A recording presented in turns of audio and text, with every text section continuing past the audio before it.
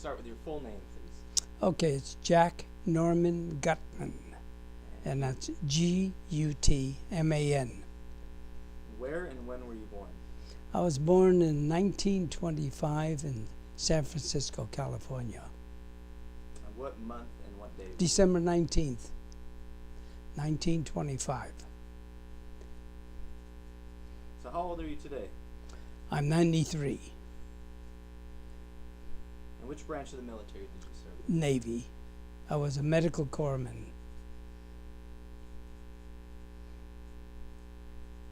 And what years did you serve from and until? September of 1943 to 1945 December. It was about 2.5 years.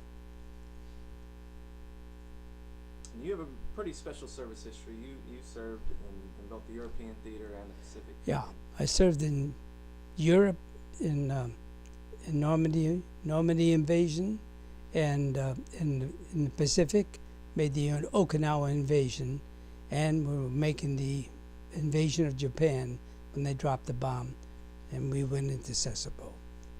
That's the naval base in Japan. We occupied it for 2 months. And were you attached to any specific medical unit?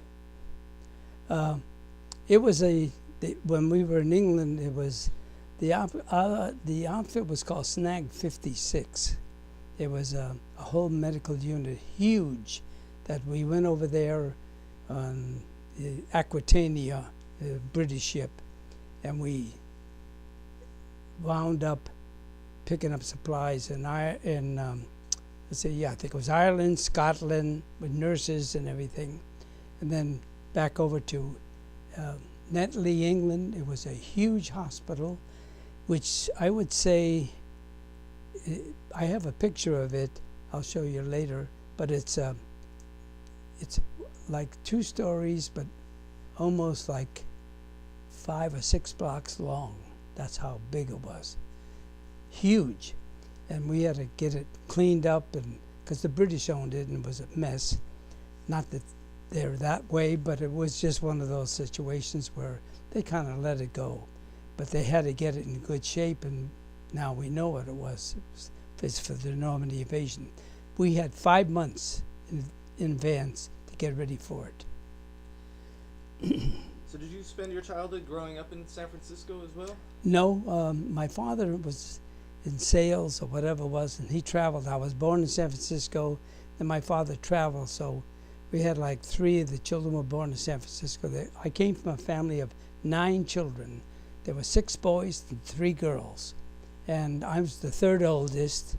I had a brother, Ralph, he's the oldest, and my sister Jeanette, she's still alive. She's 1 year older than me, she's 94. My brother Ralph died. The other one, he was 95 or 96. But anyway, of all the family of the 6 boys and 3 girls, there's only myself, the only boy. All my other brothers died, and my 2 sisters, my youngest sister and my oldest sister. I had a 3rd sister, but she passed away also. So did you guys move around quite a bit? Yeah, my father traveled around. He would travel from San Francisco to different Detroit, Michigan, New York City, Minneapolis, Minnesota, and each had some. There was children born in each of those places. You know, my my father was in World War II, and he spoke 7 languages. So when he got discharged in Europe, and he got a job in Shanghai, China, working at a hotel because he spoke 7 languages. And so, I don't know, the concierge or whatever they call them, he worked there. And my grandmother and my grandfather, he was an opera singer in Russia. And my grandmother was a ballerina in Russia. And they had my mom and her sister and 2 brothers. And the Russians, the Bolsheviks were coming into Russia. So my grandfather left with 2 bags. when, and no clothes in it. One was jewelry, one was money. They had money, and they escaped over to Shanghai, China, and they stayed at this hotel there. And the next thing you know, my mother saw my father, and both fell in love with each other. My grandfather thought he was a commoner and didn't want it, but it happened, and they got married, and that's how all of us came about. And they came in, they came to he married my mother, and he brought her here, and that's how all the children spread out throughout the country.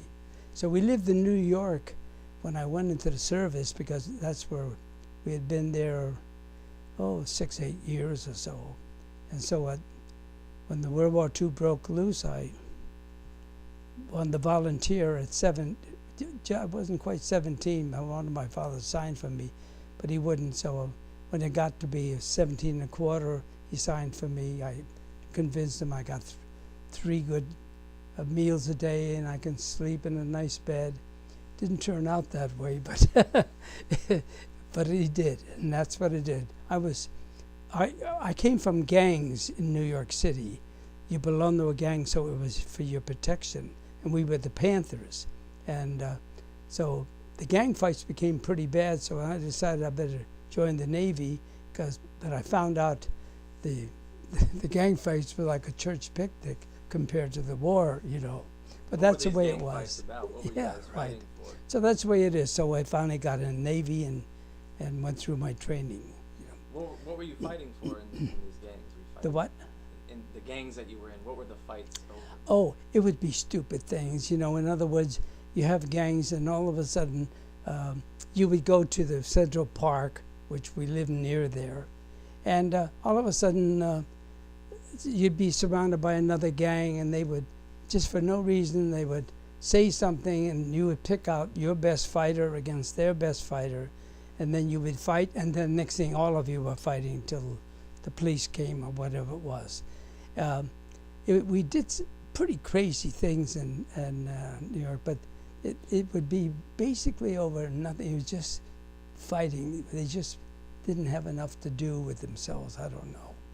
Was it mainly just fist fights, or? Oh, fist fights. Oh, yeah. We, thank God we didn't have guns or anything like that, because, see, in New York at that time when I was a kid, and they had the Sullivan Law, and the Sullivan Law said if you are caught with a gun, 10 years in jail.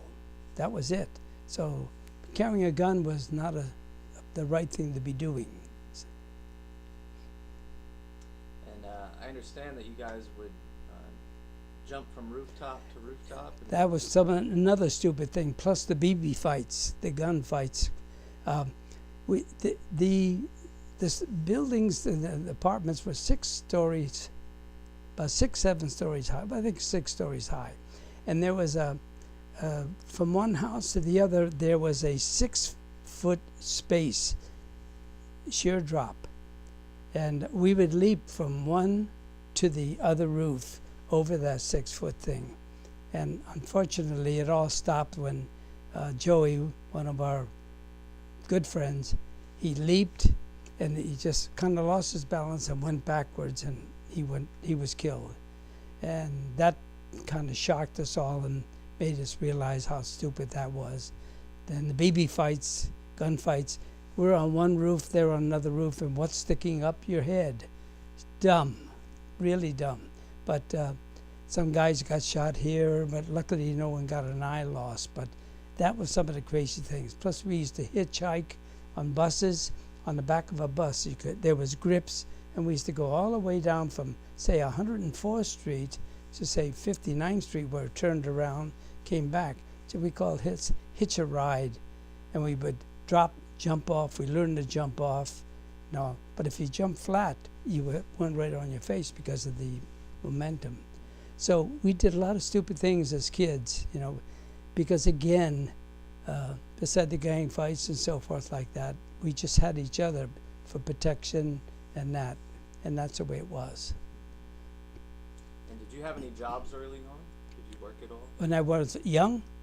Yes, as a matter of fact, it's interesting. No one's ever asked me that, you know. But I was I had a shoe shine kit, and every Saturday and Sunday we would get up. My brother-in-law, who became my brother-in-law, he married my sister, but he was my best friend. Gabe was his name, and so we each had shine boxes, and we would go to a special place on the corner. He'd be on one corner, I'd be on another, and for 5 cents we shined shoes.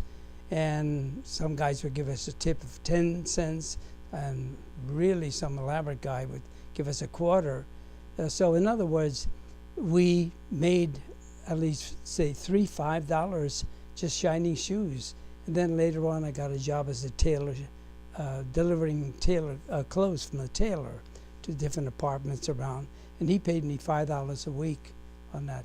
That was pretty good money too, you know, because interesting thing about people when we're talking right now, when I went in the service, if you were making, or even afterwards, because actually I remember in the show business, I don't want to jump that far ahead, but when people were making $25, $30 a week or something like that salary, I remember once, I mentioned it even in my book when I was in show business. I mean, people were making $50 a week, and my first paycheck was $250 to start, you know.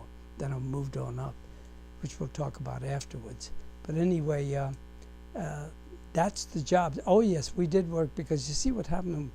Our family was poor, you know, and I remember, and I even put it in my book, is that my mother used to make a bulgur wheat which was called kasha, and this bulgur wheat was kind of like a staple for us. We would have it with milk and sugar, and then we would have it with some vegetables. She'd make it with vegetables. Meat was unheard of in our family. Well, come Christmas time, one person asked me, what was the greatest Christmas you ever had? And I said, well, I think I was about 10 years of age or whatever it was. And we were poor, and it was Christmas Eve. My father went down and got a free tree, because they leave them there, you know, because it's Christmas Eve on the streets in New York. So he brought the tree home, and we were all decorating it the best we can. There was no presents for anyone, and we were going to have kasha with vegetables, and that would have been it. And the kids, we were resigned to that. But all of a sudden there's a knock on the door, and we open up the door, and there's a woman standing there with the chauffeur with a big basket of food and presents. And we said, what is this? And then she said, Merry Christmas, this is for you. So when we asked her, how did this all happen, they had turkey and all the stuffing and everything like that. It was just, it was like, my God, like an angel had come and brought it to us. So we asked her what happened. She said, well, my younger brother, Martin, was looking at a store window. And as he was looking in the window, she said, oh, I bet you're going to get a lot of presents. And he said, no, we're poor. And she said, where do you live? And she got all the information about what the kids' ages are, male, female, and so forth. And she got there with her chauffeur and even a present for my mom and dad with all the food. And we had the turkey. My God, I just couldn't believe it, because we hadn't seen meat in quite a while. But that was the greatest Christmas. And then the interesting thing about that, I have told this story on radio and so forth, and there was a radio announcer named Don Meredith that he heard it, and he was so impressed with that particular story, because I said later on when I got, after the war and everything, and I was working as a salesman, and I found a family that were really poor near Christmas. It was a boy and 2 girls. So I said to my family, because we were doing pretty well, I was a manager at that time. No, I was a manager of Thrifty at that time, and I bought them good gifts and everything. So I found this family, so I said to my daughters, why don't we get a gift, one old gift that you have, but make it a good gift. So each of them took, my daughter Leslie, my daughter Paula, they each gave a beautiful doll that they had for the girls. They wrapped it up, and we were going over there. And I said to my son, I said, son, what do you want to give, one of your trucks? And then he said, no, I'd like to give my robot. And I said, robot? I bought you that robot. It's expensive. And he said, yeah, but I had it for a year, and I enjoyed it, and I think that boy would enjoy it. And he was just a very young kid. I think he was about 5 or 6 or whatever it was. And I said, if you want to. So we all went over, but the look on that boy's face when he saw that robot, and the girls with that, well, they were so thrilled. And every one of us in the family enjoyed that. Plus my wife and I, we did something for the family. I told that story, and this man, Don Meredith, said, I was so impressed with that. He contacted me later and said, I did the same thing. I found a family, and I bought gifts for them, and I called it the Jack Gutman Christmas. From now on, I'm going to be doing it every year. I think he did it this year, he did it last year, and all these other. So it's amazing how you can touch lives just by telling a story. But I was totally, sincerely touched by that. And that's one of the things I talk about, touching lives is so important. That's something that happened so many years ago for you. Yes, and it's still going on, yeah. That's incredible. So do you remember December 7th, 1941, where you were and how you found out that Pearl Harbor had been attacked? Oh yeah, I was with the gangs at that time, and we were just, I think when we heard about it, because we used to do some crazy things, we would go over to Central Park and we used to have a little fire, and we would make, those baked take potatoes, put them on a stick and put them in the fire and get them real crispy, and then we'd eat them. Well, then when we was finished doing that, then we were going past some store, and we saw this thing, and we found out that they had it. Well, right away, I'm 16 then or something like that, and I'm thinking, we're going to go to war. And all the gangs, we were gung ho for as far as being patriotic. We thought those Japanese guys, because we used to think of the Japanese with those little jewelry boxes they used to make and send to us, and that's the way we thought of them. And I said, they had the gall to bomb us. We didn't realize how the devastation it was, but we were upset and we wanted to join, but of course we were too young at that time, so I had to wait until I was like a little over 17. Then, like I said, talked my father into it. So what were you doing for that year and a half until you were able to join up with the Navy? Oh, just doing work during the summer. We would work got a job working in a factory. At that time, when you're 16, they allowed you to work part-time there. So I worked for a company. It was called Caladoran, and it was they did embossing on the machines. They'd run this silver paper or so, and it would emboss and so forth.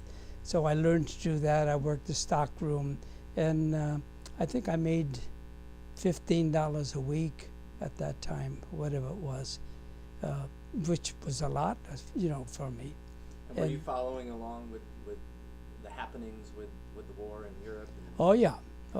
And we were seeing it, and then I was constantly always talking to my father about getting it. As soon as I hit 17, I wanted to, but we had to wait a little bit until I could convince him. So you started working on it pretty early? Yeah, a couple of my buddies already had gone in, see.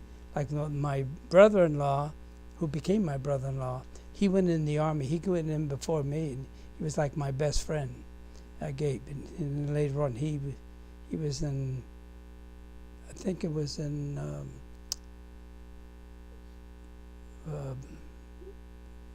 like Bataan. Where was Bataan? Philippines? Philippines. He was in the Philippines. So he was in the, he knew electrical stuff and all that. So he was a radio man, yeah. So that was interesting. He tried to get me interested, and I was not interested in radio man. However, when I went into finally in the Navy, it was I took a test, and and passed for aerial radio man. And I was going to be an aerial radio man till the Japanese started killing the medics, because we used to hit with a red cross and a patch, red cross. I mean, they were targets, and they figured kill the medical, you kill the morale. And so then they took me out of there, put me in. But I'm just going a little ahead of myself there. So you chose the Navy. The what? You chose the Navy. Yeah, I chose the Navy, yeah. Why them or any other? Well, I looked at it and I said, the Marines were good. I mean, good deals. And I know with the Marines because I trained with them when I was in the Navy. We're their medics, you see. The Navy is Navy medics. The Marines don't have the medical. The Navy is their medics. So I was a corpsman in there. So when I chose the Navy because I said, I want to have a nice bed to sleep in and clean sheets, you know, everything, because on the ship or on base, you're always going to have a bed or 3 meals a day. And the poor Army guys or the Marines, they got to hit those beaches and they got to dig in and go through the dirt and all that thing. And I said, so I'll take the Navy. Little did I know what I was going to be going into myself. So. And were your intentions to become a corpsman initially, or was No. that something that happened? No, it just happened because once I joined the Navy and I finished my boot training, I took tests, and I was going to go for aerial radio man, where you would be like a tail gunner and you're also the radio man, you know, too. And so I was learning that when all of a sudden they took us out of there and said, you're going to go to medical school. I couldn't stand the sight of blood in most cases. Used to get in and get queasy. And I said, oh man, I'm not going to be able to make this. But I went to medical school. It was at Bainbridge, Maryland. That's where we went to school. And it was interesting because I thought I was not going to make it, but I had to learn a lot. They put us through an accelerated, I think it was over 6 months of an accelerated course, which was like a year course. But we went 6 days a week. We started off at 8 in the morning class. You ate breakfast at 7, 8 o'clock class, then had lunch. You had class until about 5. Then you had study period afterwards, and then you went to bed 8 or 9 o'clock. But it was 6 days a week, no leave, nothing like that. On Sunday, you had to do some studying to learn the various medical things, and that you had. So it was an accelerated course, and they really taught you a lot. I got over my squeamishness about the blood and so when they took us down to the morgue one time and showed us opened up a guy, and then finally, as a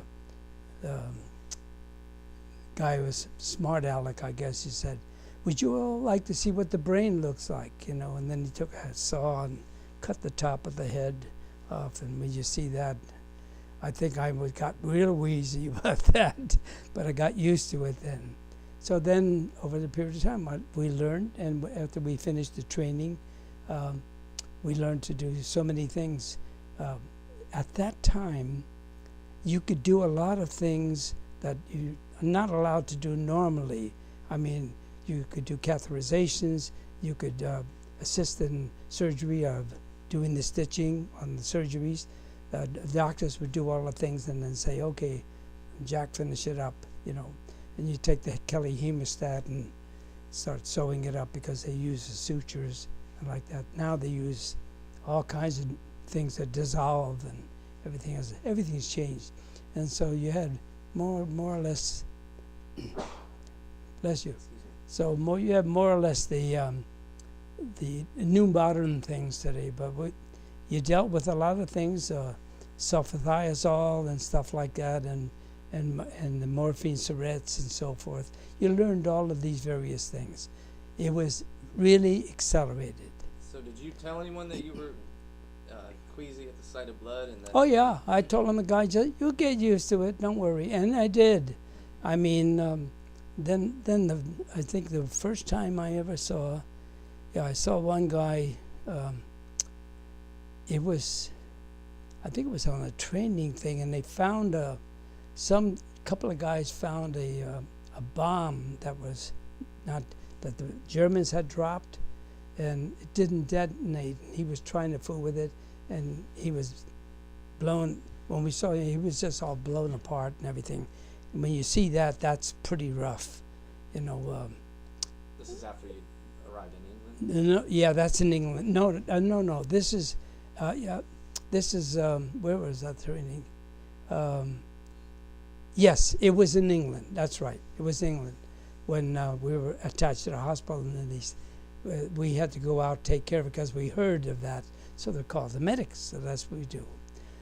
So with your stateside medical training, aside from basic biology and I guess what a normal doctor would go through, did they focus on the wounds and oh yeah, definitely. devastation that you? They teach you how to use pressure on it and how to use the tourniquet and how to release it after so much time.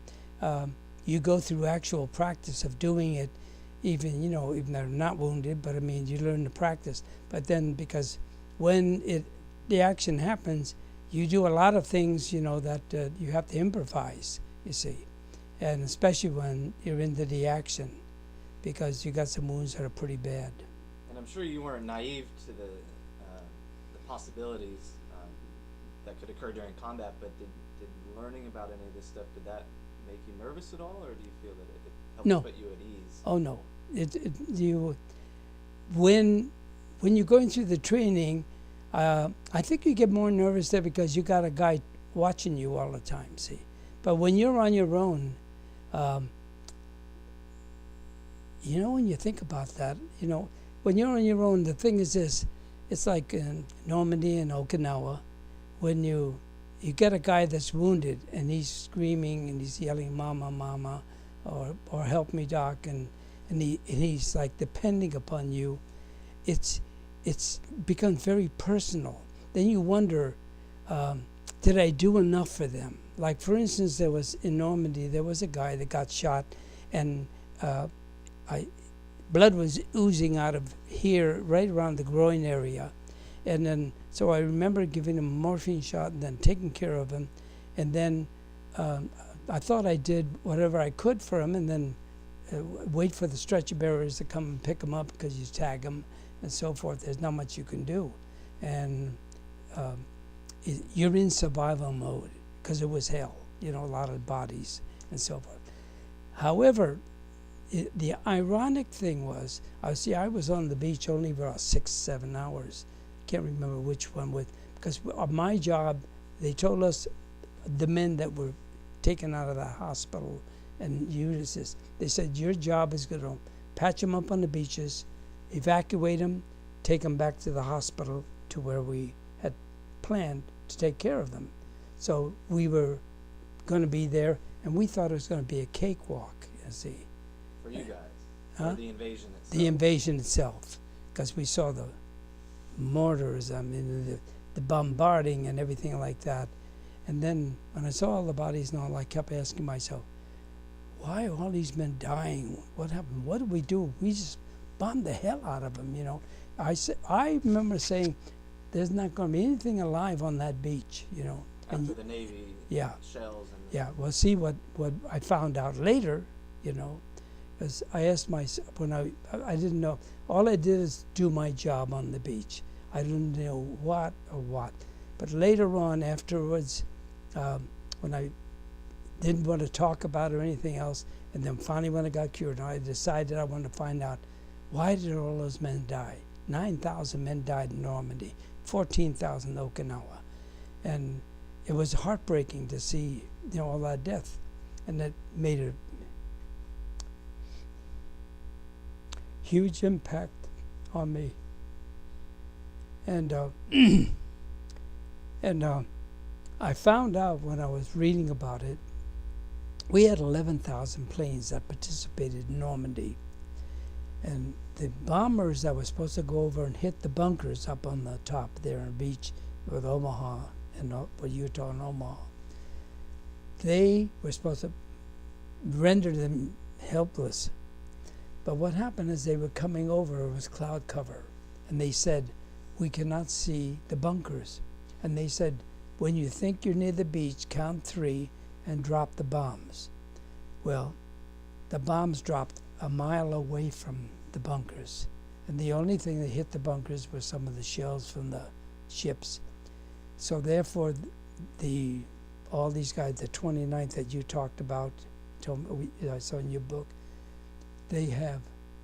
those guys caught it.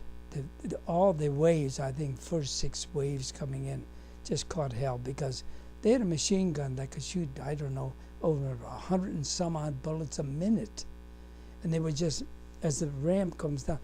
See, one of the problems coming in there was when we practiced, in other words, like even in Okinawa was that way, you could go right up to the beach, the ramp goes down, you run off onto the sand.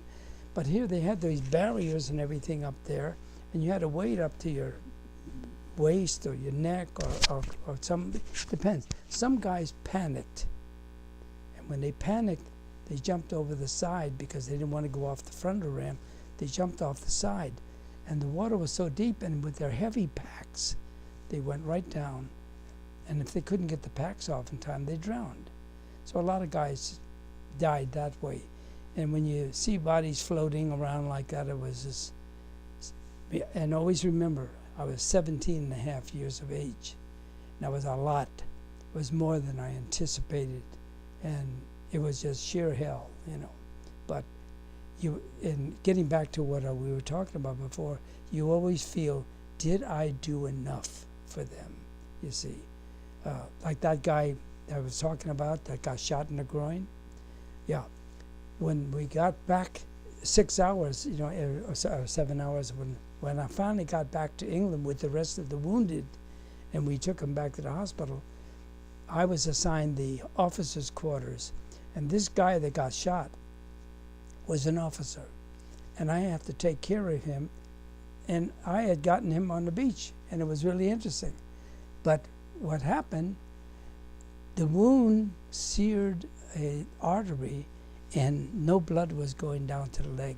So they had to amputate the leg just above the knee. And I said to myself, could I have prevented that, And then, you're only 17 and a half, you do what you can do, but it stays in your mind. So you have a lot of things that you do. A lot of guys you save and you feel good about it, but then there's others that die.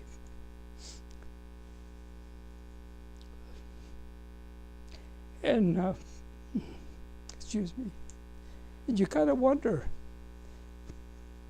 did you do enough?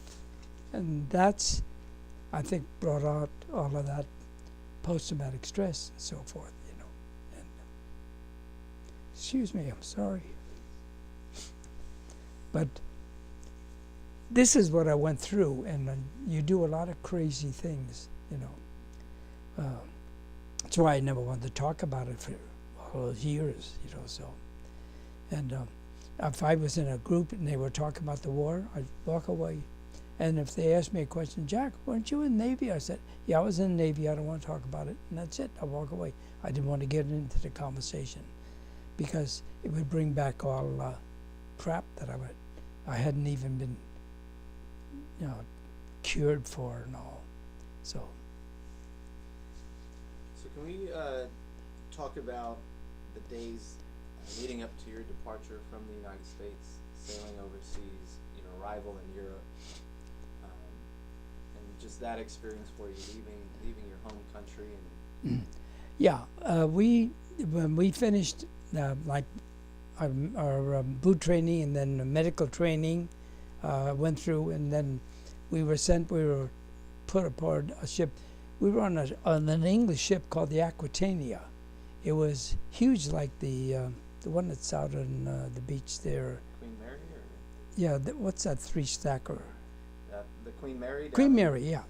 This was almost as big as the Queen Mary, and they put all of us troops going to Europe, and they were on no big beds. They were like stacked deals, you know, like it was like a hammock, but really you couldn't swing on it and so forth like that.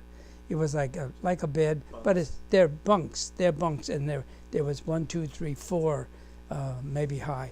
If you got the top one this way, you had to crawl down. It was pretty, and it was stacked with guys.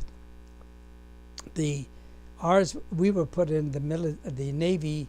We were put into a special group because we were our group.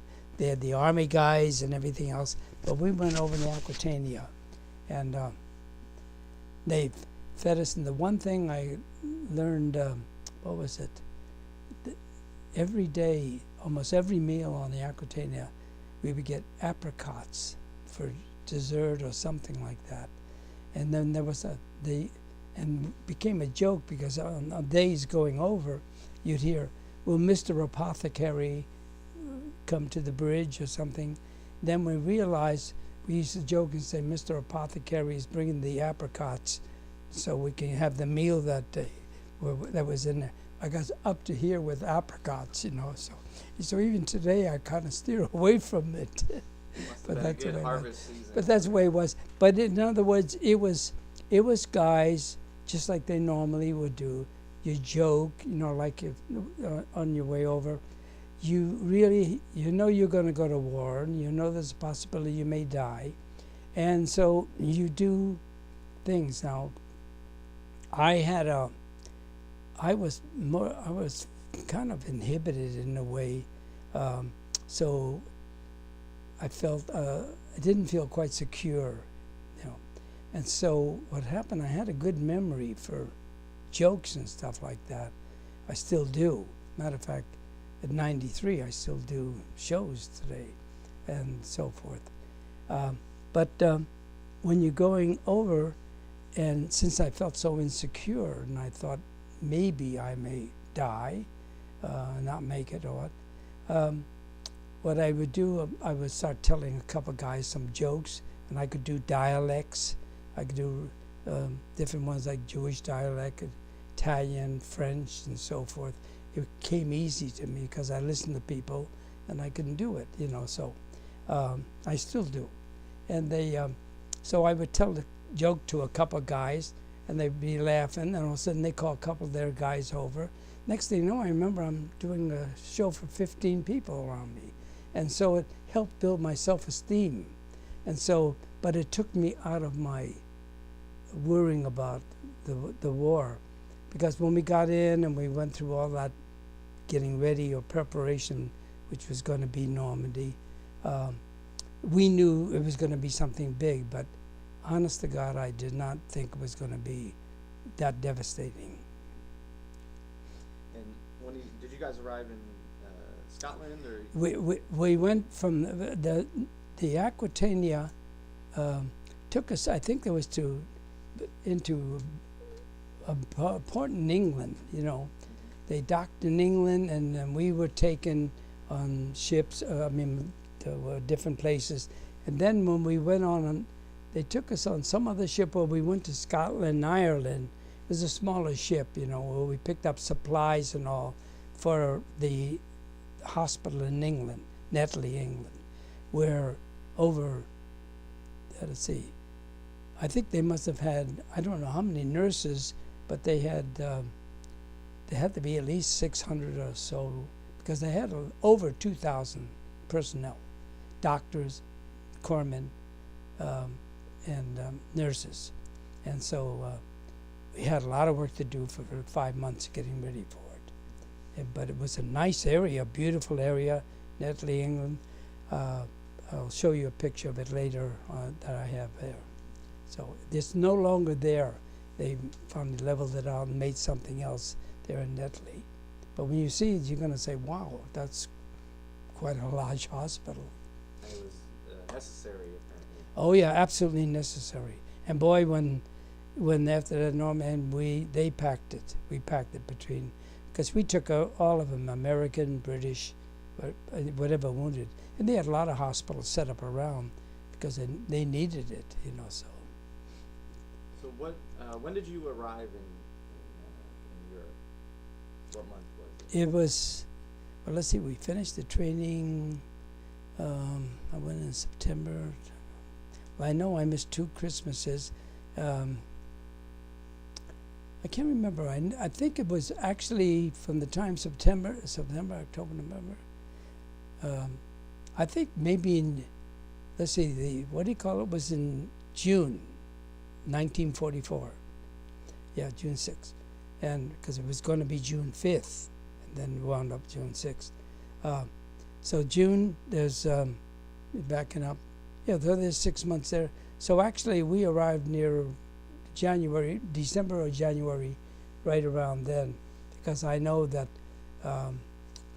we were in England at that time when I missed my first Christmas.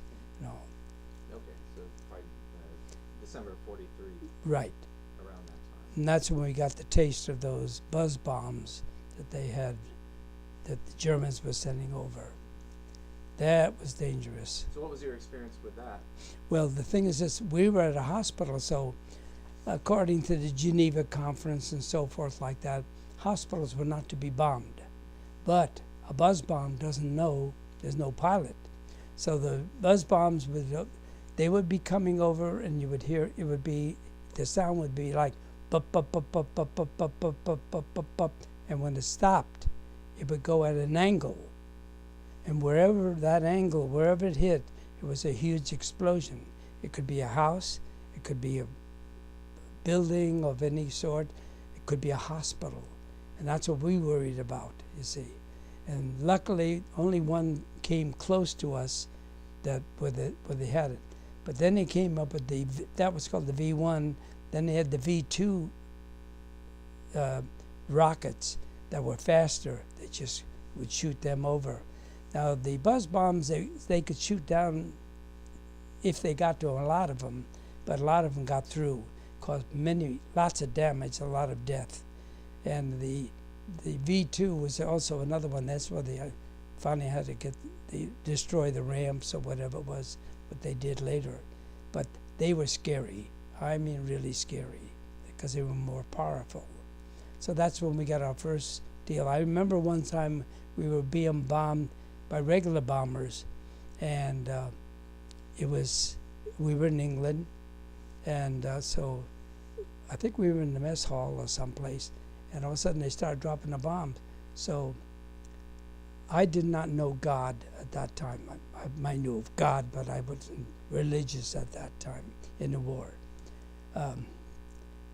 And I was under a table, and the bombs are dropping, and there was, the all shaking and everything else. And I see this guy that was in my outfit, named Sully, and he says, he got down in the middle of the floor, and he says, God, if it's my time, I'm ready. And I looked at him and I said, this guy is insane, And then I got to talking to him later, and he told me about how his religion and so forth. He was a Catholic, and he told me, and he never asked me about, finding God in my life or anything like that. But he gave me a little New Testament. So I said, oh. So I carried in my chambray shirt up in my top. Figure if a bullet hits me, the Bible, that little Bible will stop it. That's my mind at that time. But I went through actually the invasions and everything, not knowing. I got to know Sully, later. He died finally, and but that was my first contact with a truly religious guy, and it kind of changed and touched my life a little bit. And so later on, I'll tell you how I found God in my life. But that was my first contact with these bombs and all of these things here, up until the invasion. But the British people took a lot of bombings. It was scary, and it's a good thing the invasion and the war finally ended, because the way the Germans were going, we would have had a terrible, terrible time of trying to win it. It was tough. So your time in England, did you go out at all? Did you have any Oh yeah, oh fun yeah. recreational While we time? were there, because see, it was 5 months we got ready, so they gave us leave, and I met a very nice English girl there, and fell in love with her and all that. And her name was Patricia Colnut, and so she had a family, a brother and mom and dad and her, and so I used to get from the things like oranges or eggs and so forth and bring them to them, because they didn't see anything like that. They couldn't get that, but we got it from being a corpsman, you know. We made deals with the cooks and all that stuff. We would give them things like elixir terpene hydrate was like a little shot, you know. It was a cough medicine, and they would give us hot bread or eggs or something. This way, I bring my girlfriend, and they were thrilled. So I would see her whenever we got leave, and we would go to the pubs. They called them the pubs there, the bars, and you drank warm beer. Warm beer. Boy, that was tough to get, but you got used to it. But the wonderful thing about that thing, it got you drunk pretty fast. Then not cold beer, but warm beer, and then they had fish and chips, which for 20 cents, you got a whole bag of chips with fish, and that was 20 cents, the whole deal. So we'd have that with the beer and everything else. And that's the way it was, because I only made $50 a month. That was my pay in Navy as a corpsman. And so and I sent $25 of that home to my family to help them. So I lived on whatever the rest of it, so you could see how cheap things were. Of course, the Navy clothed and fed us, so we didn't have to worry about that. It was just going there, or my buddies would buy something, you know. That's the way it was. So it was always fun. And one time in a bar, we almost had a contact with, there was a bunch of British guys, and they kind of surrounded us, and it looks like we were going to have a bad fight, but about 4 Canadians came along, and they said, if you're going to hit the Yanks, you're going to have to deal with us, you know. So they left it. So that was the only encounter we ever had, because it was jealousy, you know. You could say we were coming in there with, you know, money and things like that, and taking away their girls and so forth. I can understand that, but when it came to battle, there was no more of that crap. You see, then you became comrades, and the British and the Canadians fought very hard, very hard. So those months leading up to June 6th, you guys are setting up this hospital, and you talk about the size and how large it was, and your thoughts on how you perceived the invasion to be a cakewalk for you guys. Were you thinking, why do we need a hospital this big? What is the purpose of making this preparation? Yeah, you know what? I got to give Eisenhower and all of the chiefs that set up all of that thing. They really thought about all of that. Everything is set up. Even like Okinawa was the same way. You plan for. It's like we used to say, the practice was harder than the invasion in most cases, except for what happened in Normandy and all, or in Okinawa.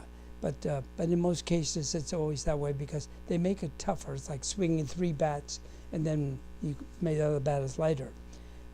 And they do the same thing with preparing. They prepare big because they don't know what's going to happen. And they did right, because the place was packed, you know, with people. Sometimes we had them out in the, when I got back, you know, we'd have people, new ones coming in from the invasion, that, you know, as they went in, and we hit them in the hallway and all that, and watched a lot of guys die. I had a patient that came from the battle afterwards that was an officer, because I was in the officers' quarters and taking care of them. This is all after the initial invasion. This is new wounded men that have gone in for fighting. He had been in a battle and he had been shot and he lost spinal fluid. When you lose spinal fluid, you're going to wind up, you'll die. And you go into various stages. So I remember when I changed the bandage, and it's always right back here, it would just shoot up, And so when I asked the doctor, how do we stop? He says, it's very difficult on this thing. And I said, how is he going to do? How is he going to make it? He said, he won't make it. He's going to die. We can't, with the spinal fluid loss that he's going through, we can't replace it or whatever it is.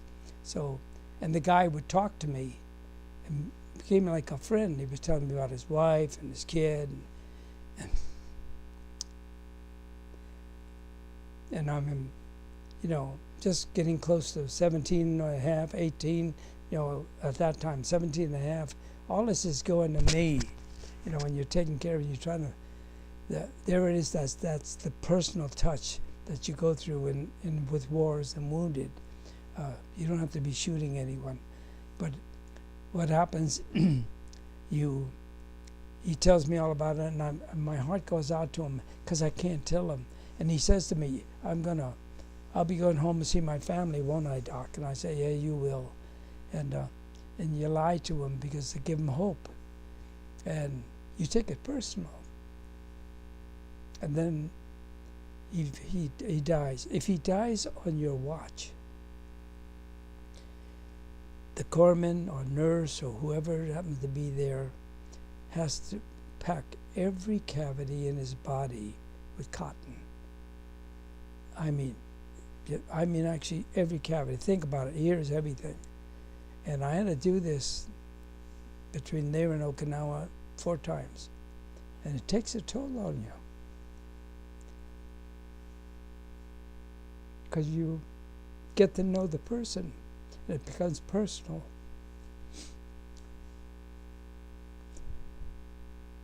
I think that's what I went through a lot. Figuring why did this man die and I lived? And then with the flashbacks and everything else, and it was driving me crazy. Because, I know, just real quick on flashbacks, my daughter asked me once about, what were your flashbacks, And I said, I don't want to talk about it. I mean, it was just horrible. And then she said, but your readers would want to know. That's after I was cured and writing the book. And I said, well, my flashback, everyone has different flashbacks because of their experience. Well, I went to, my flashbacks were that I keep seeing the invasions and it's amplified. And the guy screaming, yelling, mama, mama, and all of that stuff is amplified. And it keep happening. And so when it's amplified like that, it becomes really horrible. So I remember I'm trying to keep myself busy in work and when I was in show business and try to do this because I didn't want to regress and keep getting depressed. I wanted to kind of build up my deals, and that's what I was doing. But I was doing some crazy, crazy things, which we'll talk about, So, but that's the way it works with with these people and the invasions and the things you do. It was like when we're going over there, guys are joking and kidding each other, and then all of a sudden. When you go through the invasion, all of a sudden you look over and there he is dead, and you just yesterday you were sitting laughing and telling jokes with him and all, and he had plans just like everybody else. So all of a sudden, the enormity of it is just pretty heavy for the mind to take. You see it, especially when you're young, because you see it in the movies, and all of a sudden the guy does this big deal, he talks and then dies, and it's a whole lot different when it's on the battlefield, you know. And like one time, somebody asked me in Normandy was, when you have to take care of this, what do you do on the beach or something like that, to keep from getting hit yourself? And then you have to go back and think about what you did. And some guys, you dragged them over and used another dead body as your shield, you know, while you try and take care of them.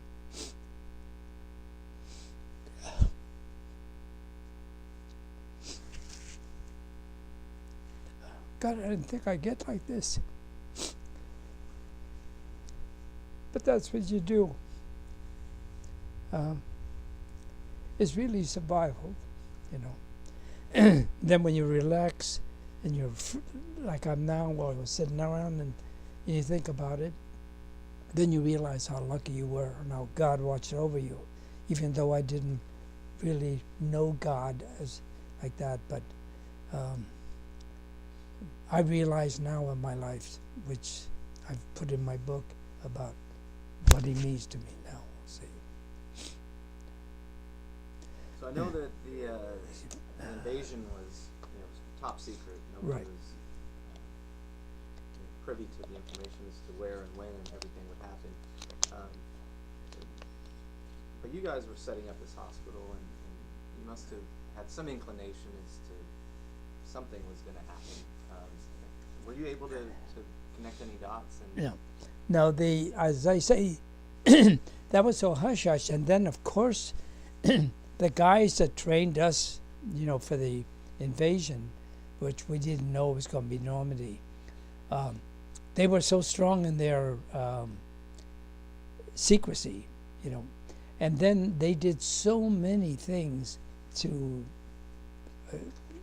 get the Germans to realize there was not going to be Normandy. They thought they had it as Calais because it was a shorter distance. But they had even rubber tanks, rubber cars, sound effects, fake messages, guys talking and saying fake messages so people can intercept it, so they felt, oh, they got him. It's going to be Calais. Well, unfortunately, Rommel, as I found out later, Rommel looked at the Normandy beach because it was really not enforced as strong as it was. And he said, this looks like Sicily or whatever, some other thing. And then he said, we're going to enforce it. And he put the 35,000 mines in the beach and on posts and out on those deals where some of the boats would hit it or people would hit it and they would explode. That's something we didn't see before. We never had noticed it in practicing and everything else like that. That was the big problem. So when we were preparing, we had no way of knowing. We knew it was going to be something big. And when we would say, well, what are we doing this for? They say, it's big. That's all. And let's just do your job. And that's the way it was. So we had no idea. As a matter of fact, we that were going to be doing it, we didn't find out till we were out on, I think the 4th, but, because we thought the invasion was going to be on the 5th, but the weather was so bad. And boy, I tell you, that water was so rough, because when I found out later, the tanks that would have helped so much. They had them on these floater deals, and where they put them on there, which they would actually be able to float right up onto the reach there. When the water was so rough, it just flipped the tank right into the water, and the guys went right down with the tank and everything. So very few, if any, I think 1 or 2 did hit the beach. I don't know. All I know is I was doing what I had to do. But I found out later that none of big tanks hit. But answering your question, very few people knew because the secrecy was so great. But Rommel, getting those forces, where I feel now that I found out God had to be in it, because Rommel didn't think, because the weather was so bad, that they were going to do the invasion. He figured if it happens, it'll happen 2 or 3 weeks later, when the weather was a little bit better. However, so he went off to his wife's birthday party in Berlin or whatever it was. He's the only man that could move the Panzer units beside Hitler, we found out. When the Normandy invasion happened and they knew it was there, they had the Panzer units over near the Calais and all, because that's where they thought it was going to be. Hitler was asleep, and when they called up and said, we must use the Panzer unit, get him over to the Normandy thing, and they said, Hitler is asleep, we cannot bother him. And they said, well, who else can do it? Well, the only other man was Rommel, and he was at a party with his wife. And that was one of the probably things that helped us a great deal, because we could have lost even more men than we did, you know. And so that's it. So I believe that God was right there, and it was sure for it was 150,000 men that hit the beaches of Americans, Canadians, and English. That was a lot of men. So it was the losing of 9,000 was a small amount too. Okinawa was worse, you know, with the casualties and all that thing.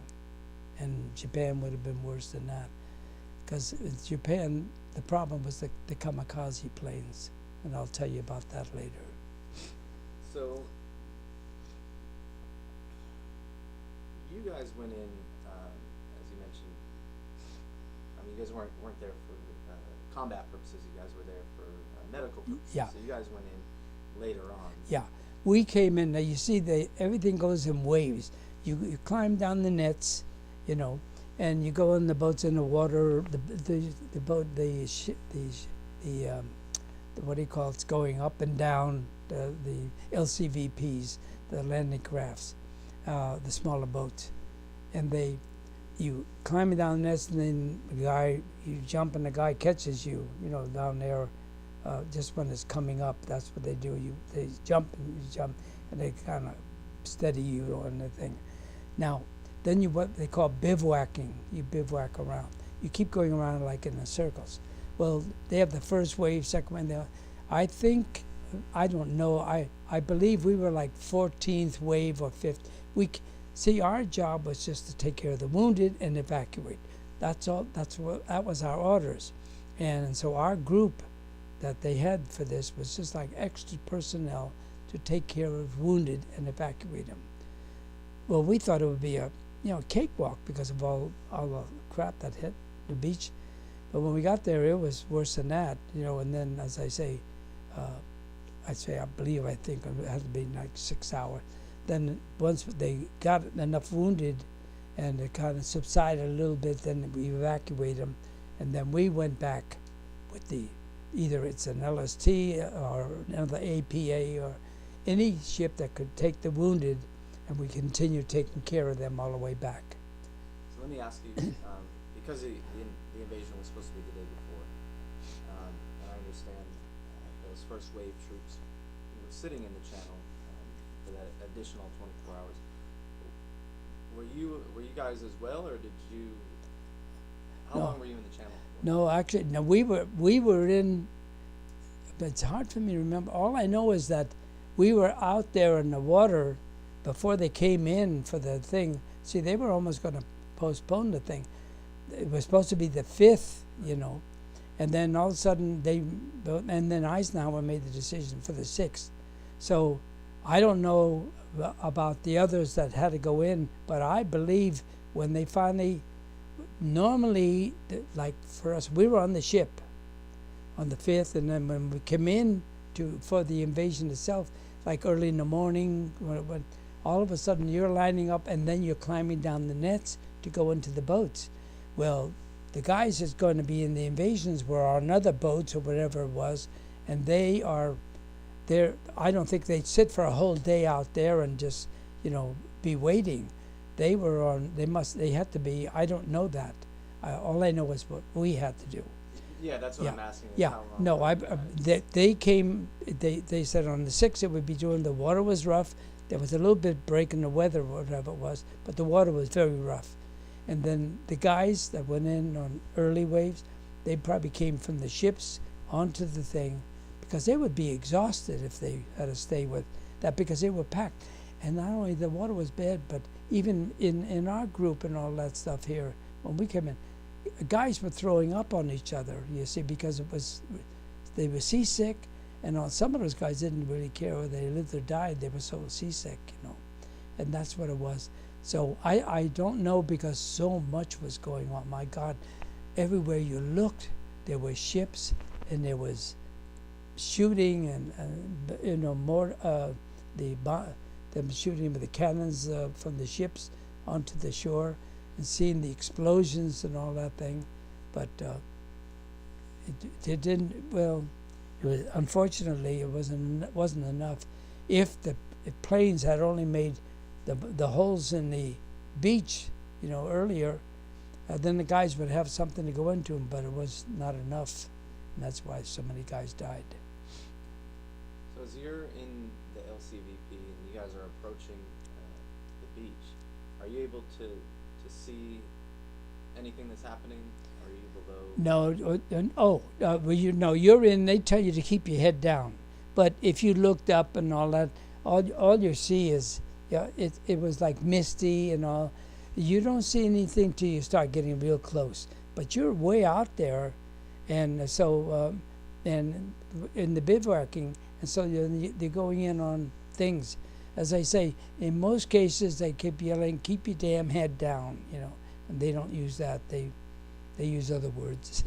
but as I say, you learn that is possible, because some guys that, as they got closer and they kept looking up and all, some guys got shot, and so you want to use the armament around you, which is that ramp and the boats, and that's your protection. So what it is. So. And is everybody? Is it just an entire medical unit? Oh no! They have so many medical unit guys. Yeah. Oh yeah. In the bigger, for an idea, most of them are medical people, because the army guys that are going in fighting, they'll be coming off with the reinforcements and all will come later. But it's like so many enforcements, so much supplies. They think there's a group that they throw the stretchers or wherever is on the beach or wherever. So, because you can't carry a stretcher, or you got your medical pack and all that. But that's the way it works out. Yeah. Same thing with Okinawa. So the LCVP that you came in on, were you in there with combat troops as well, or was it? No, just mostly a lot of medical people. Yeah. And then but I don't know, maybe they spread them around, but we had more medical than me, definitely. And you really, now if I come to think about it,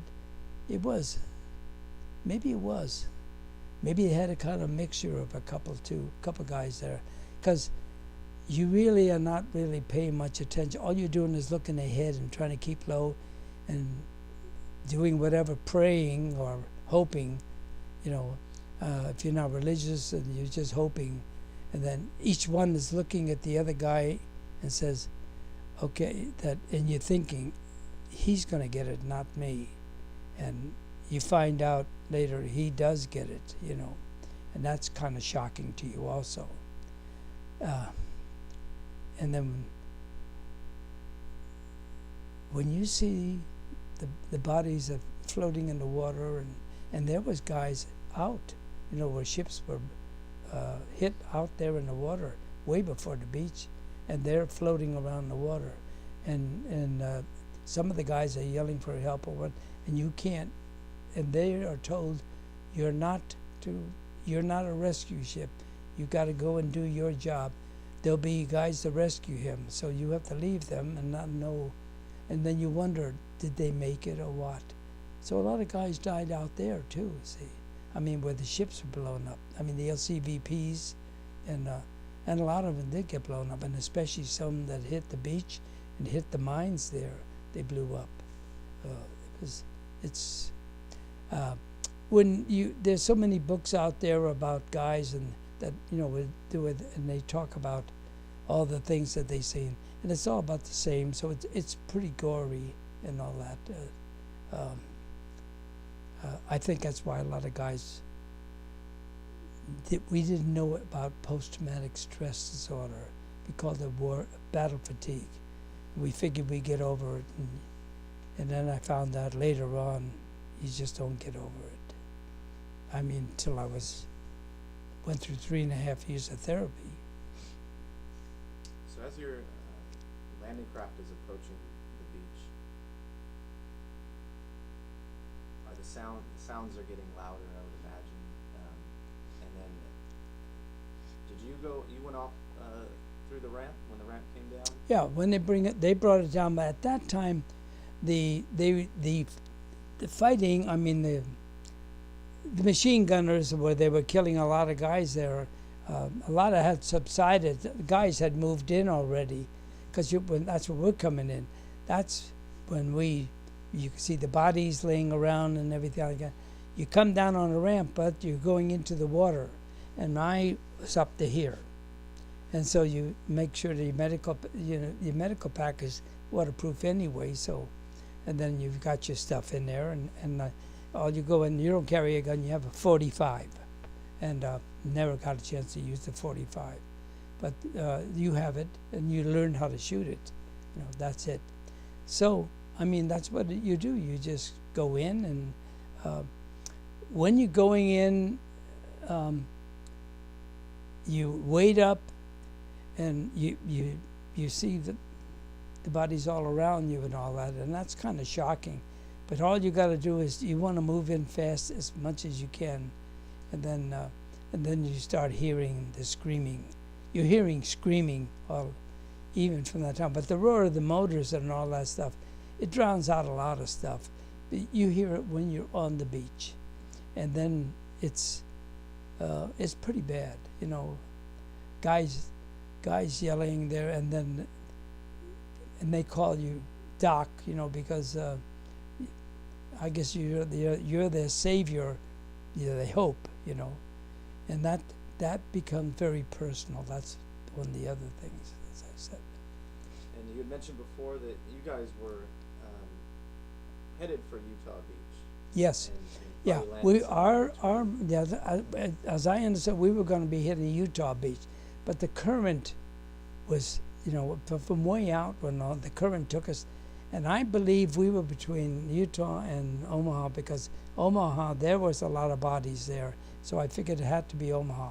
It didn't have a marking or saying, welcome to Omaha or anything, or welcome Utah. All we know is that I was hitting a beach, and then I didn't know which one it was. All I knew is that my job was to tend to the wounded, evacuate them, and get off whenever they call you. And that they gave us an idea. See, we had, with the way our group, we had a patch or whatever it is, they knew what we were. So if they were the medics that came in on that thing, then we were evacuating, and that was our job. And that was, they knew us, or whatever it was. I don't know how in the hell they knew with all that going on. Tell you the truth, how do they know one medic? Of course, an Army medic is different from when we come in, because you come in with the helmets and everything else too, and you're wearing the same outfits, and but you knew, because they said to you, you're going to be there for so long, then you'll evacuate and so forth. So you just do it, and it says you're a medic, you just go back with them and all, and that's it. After. So as I say, it must have been 6 or 7 hours most that was there, but it was 6 to 7 hours of hell. So your plans were never to be out there? Oh, not for like overnight or overday. It wasn't. The initial they had their medical that the Army and whatever, the Army had their own medics that were going to go in with the guys. We were not to go anywhere further than the beach. That's it. Now, was the beach was it still getting shelled?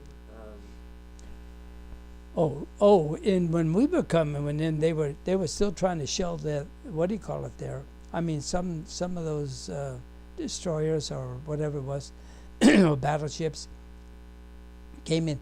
They didn't want to come in too close because then the batteries from the bunkers could, cause damage to the ship, and that was it. So But were the Germans, were they still shelling the beach when you got off? the You landed on the beach? the shooting to the guys, or shooting guys. Oh yeah, it was not as strong as it was in the initial deals, but there was firepower. Oh yeah, and it was fire, and then of course there was so many guys that had been moving in already on the thing here. So all we had was just whatever the wounded and those that could not go further. You were still in danger of getting killed. Oh yeah, darn right we were. So as I say, it was scary, darn scary, So, and that was, I don't know. I kind of think about that. One of the things that got me is that here I'd finished that and went back, took care of the wounded there in England after, then got my leave, and I said I'm going to get hospital duty, in stateside, and then all of a sudden I'm shipped to California and down across. It was a Navy base right down across from Pendleton at that time. It was Navy once in Pendleton, and so I was put into an outfit called the Beach Battalion, and that was an amphibious force. So I guess because of my experience there, here I was thrown into that, and then I wind up with Okinawa. I trained with the Marines, because we're their medics. They are tough. Their training, Marines, very tough. Matter of fact, my first day in the hot sun, training and exercising and doing all that thing, I wound up in a hospital, passed out from the hot sun.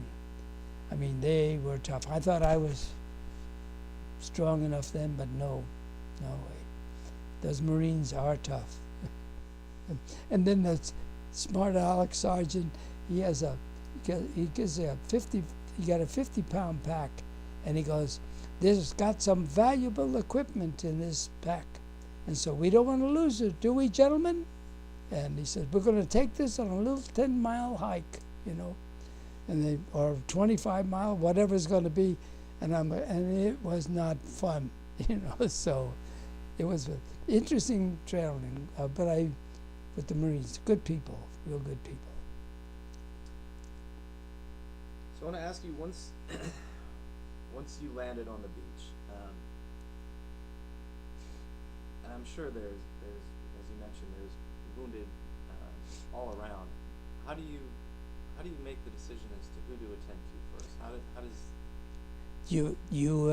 you move from one to another? It seems like the guy who screams the loudest is the one you probably go over to, and then you see it. And then now when you've got other corpsmen there, they're doing their job too.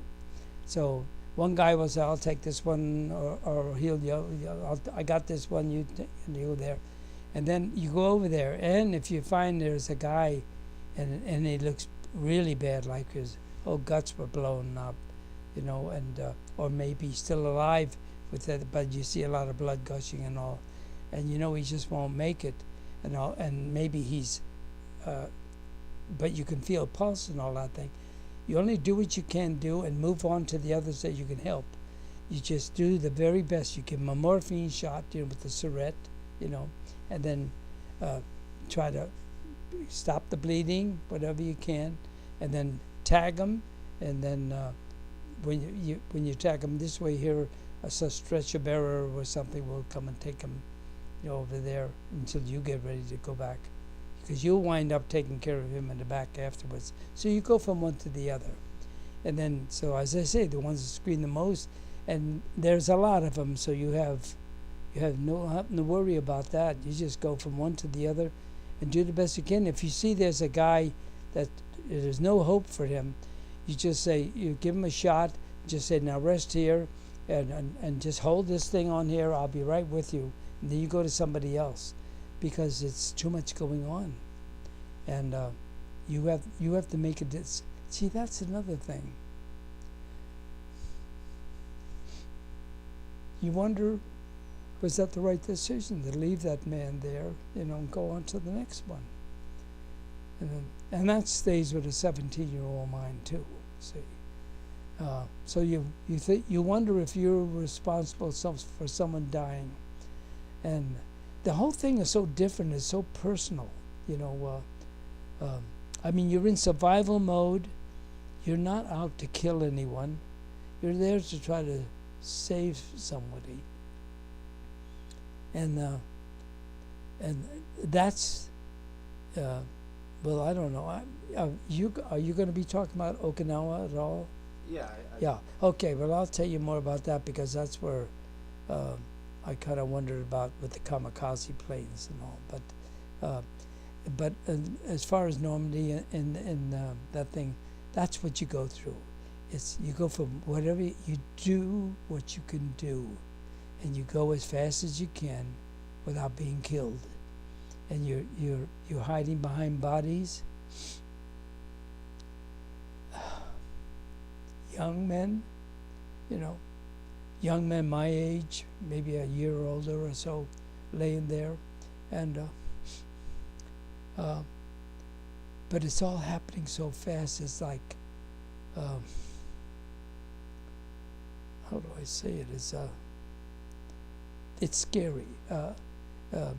But it's scary in a way. But you're trying to survive, and you try to do what you can for a person. I mean, if a person's never been in a war, they will never understand what it's like. They never understand what it feels like to see a man die, or see a young man die, or see a guy almost sit and talk to you a little bit and say, well, I did my job for my country. Take me home, Doc, and then he dies.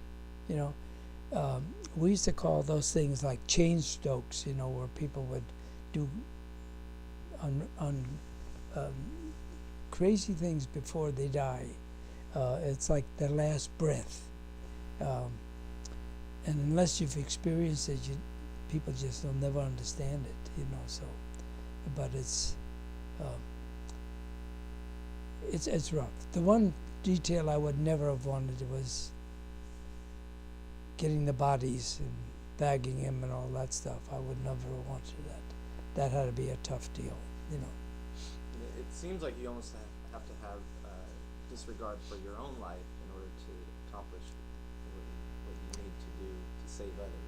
That's exactly right. Well, the thing is once you get on that beach, you got to protect yourself too, so you hide behind. You use whatever barrier you can find. If it happens to be a body, you do it. If it's whatever you can find, and you're staying low. That's for sure, because when you all of a sudden the immensity of all those men that are dead around you, and or body parts that were blown apart. That's the horrible thing. You see a hand or torso and things like that. It's I never normally don't talk about that, like when I speak at schools or anything, because I don't want to get too graphic in there, because it is pretty horrible, but when you see it, and realize that that's the way war is, and then it was.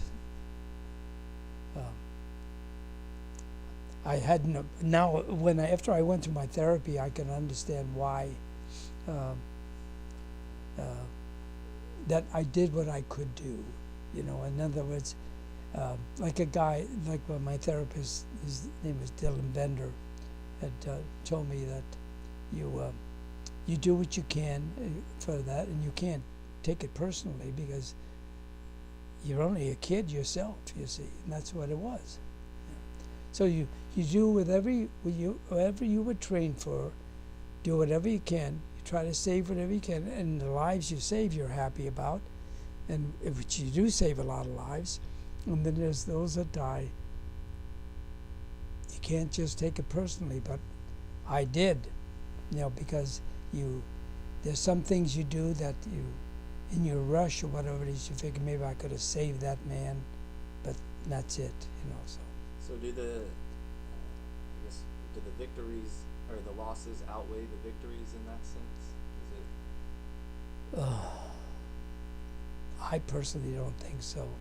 I mean, the losses, we lost 9,000 men, and it could have probably been avoided, but then again too. But I mean, personally. Personally, I was happy that we finally won, and it was just overwhelming things.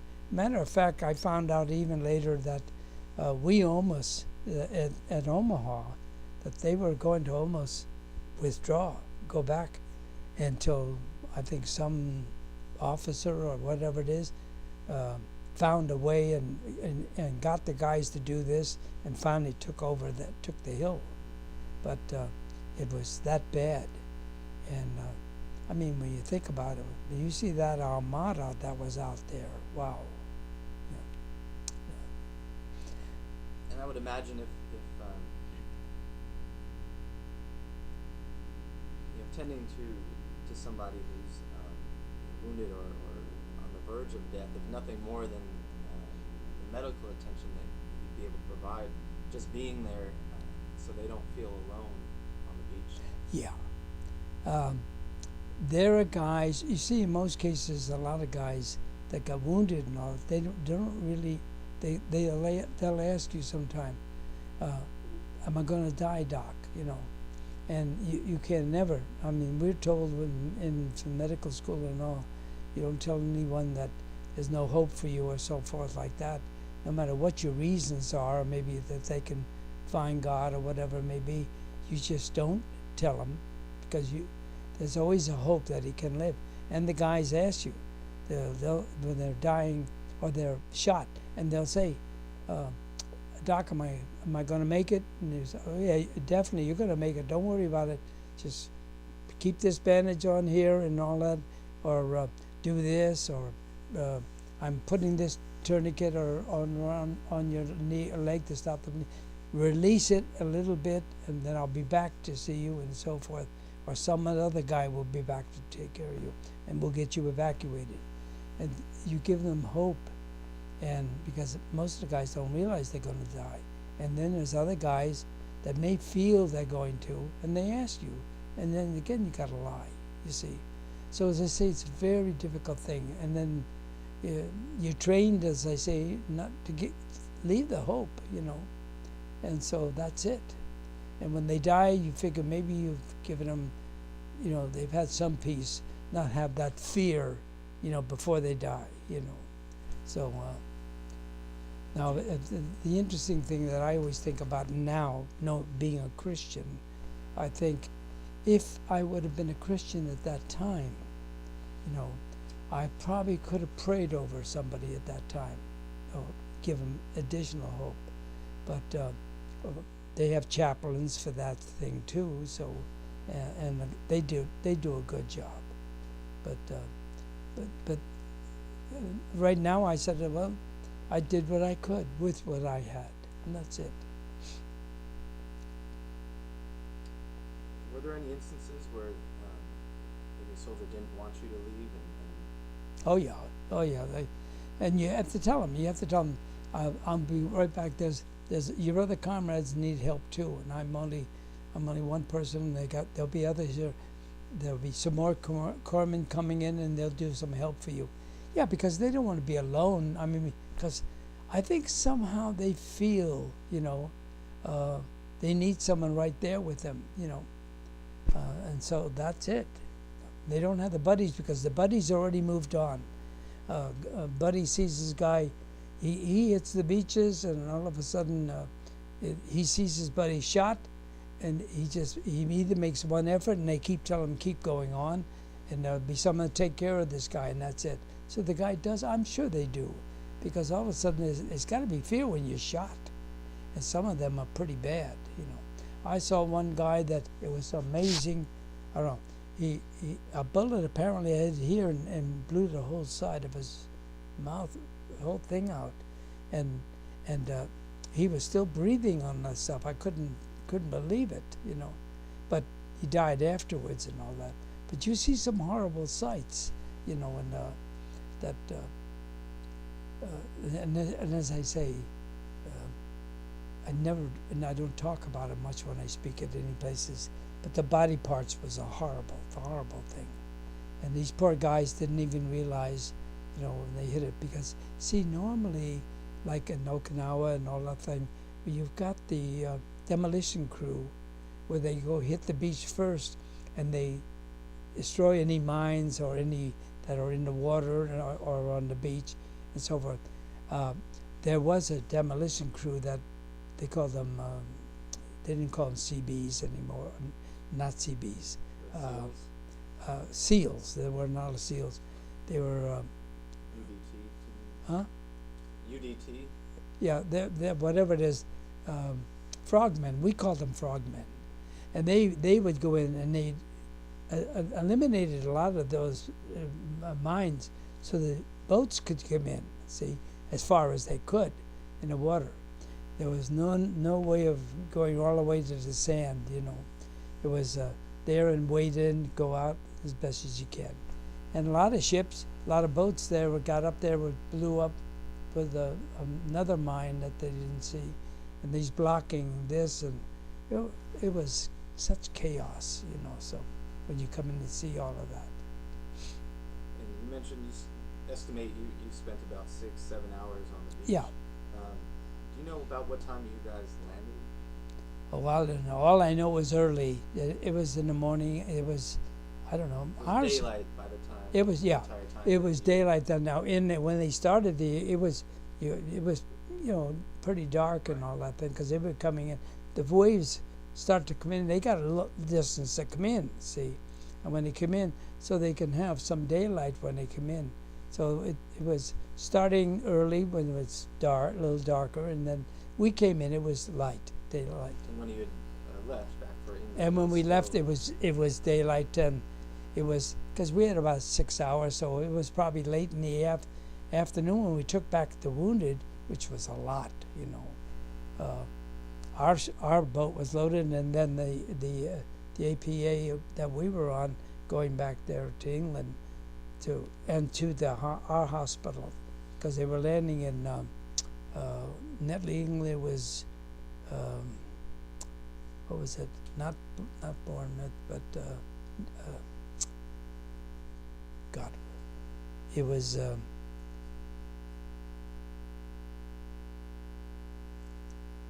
It was a big hospital. It was a English base. It was a base there. I remember the name. It just leaves me right now, But we took us there and then unload them onto the ambulances and lorries or whatever they could take, all right on into Netley, which wasn't far from there. And this town where they did it was, they had bombed a lot of it. It'll come to me. I got to think back, about 74 years, so. So did you yourself experience any close calls in Normandy? No, not Normandy. I just, I don't know. I just nothing that I can relate. No, nothing. All I did was just the patients I had to take care of that, or the wounded. That's all. The experiences I had with each of them was, enough for me. And I was in, as I say, survival mood, but doing what I can as fast as I can, and hoping I don't get killed. That's all. That was it, And then, after a while, you get to the point where you have to do what you do and hope nothing will happen. So. If you had to estimate, you can put a number. How many men have you attended to On the beach? Oh my God. Well, some guys you would stay a little longer with and all that thing. I don't know. I would say moving from one to the other. I'm going back. I would say 25 or 30 men, because of course, thank God that the other corpsmen, they would take care of a bunch too. But there was a lot. I just mean I really didn't do any counting, but I could say I just went from one to the other. Some were close to the other, so you move from this one right over to this one over here. Then the other one would be over there laying, and then another you'd have to crawl along and go over to that place because this guy is screaming, "Mama, mama, mama," and that was so sad to hear that, you know.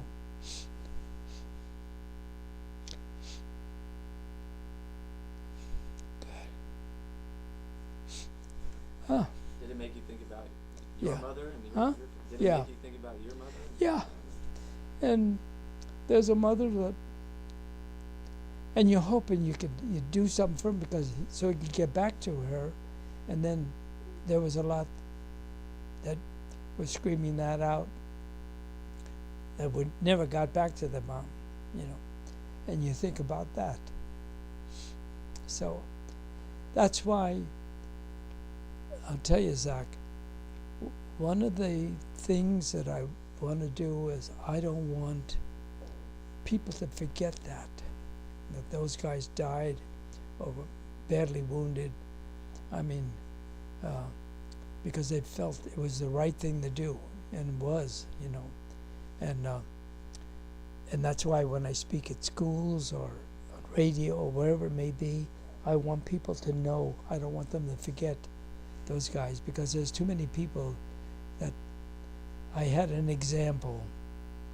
I went into a store to get a lottery ticket, and there's a 29-year-old kid, and so the lady was buying cigarettes, and I noticed the pack of cigarettes was $6.50 or something like that, and I said, you know, when I was in World War II, I was in Camp Pendleton, near right across near Pendleton, a Navy base there, and I used to get cigarettes for 5 cents a pack, 50 cents a carton.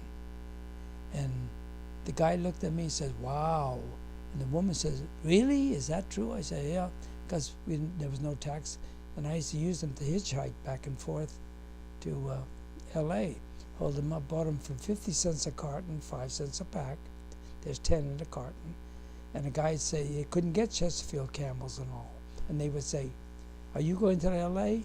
I say them. Or the guy said, "You want to sell those cigarettes?" I said, "Are you going to L.A.?" He said, "Yeah." I said, "You give me a ride to L.A., you can have these cigarettes, the carton, for $1. So I made 100% profit, and I got a free ride. So I told him the story. And then this guy looks at me, and he goes, "What war was that?" And I said, "World War II." He says, "Was that a big war?" And I said, "Are you kidding me?" And I said, "You've never heard of war?" He said, "No." You know, but they don't teach it. And I said, "Well, we lost 9,000 men." And he said, "Wow." So, but he didn't know. And so I want people to know, and that's why in schools, and I speak at high schools and all, and I want them to know that I don't want them to forget these guys, you see, because I can picture them in mind and see it all the time. And so as long as I'm going to be alive, I'm going to tell them and do whatever I can to honor their name. I know in the World War II Museum, he sent me a letter. I think I may have sent you one, where they put me in the archives of the World War II Museum. Yeah, and so I told him that's my real purpose. I'm not interested in making money on the book or anything like that. All I'm interested is where I can be in a situation where I can tell people that these guys died so you can say what you want to say and do what you want to do. And that's why they died, and I want you to appreciate that. That's all. It would be a shame if that were... The what? I said it would be a shame if that were to be lost to history. Absolutely, and that's why I'm so glad even at 93 I can still be able to converse and let people know about that. I'm very honored to be sitting here. Well, I thank you for taking the time for this, and I read about you doing all of this, and I said to myself that I appreciate that so much. I really mean that, because you're touching lives, and that's what I feel I want to do. You know.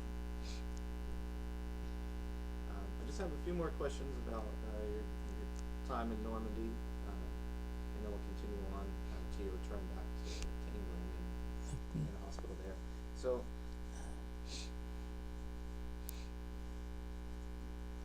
administering medical attention on a beach under fire is a lot different than in a hospital. Oh, wait, yeah. Basically, yeah. What did you want to know? Well, no, if you. Yeah, basically, see, in the hospital, you're trying to use all the sterile methods you can.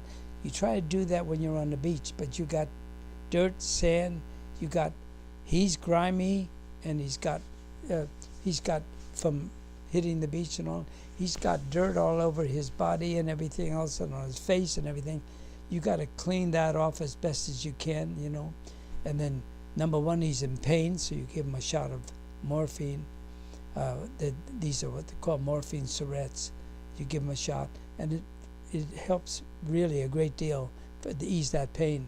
And then you got to try to clean the wound. You pour water or whatever you can.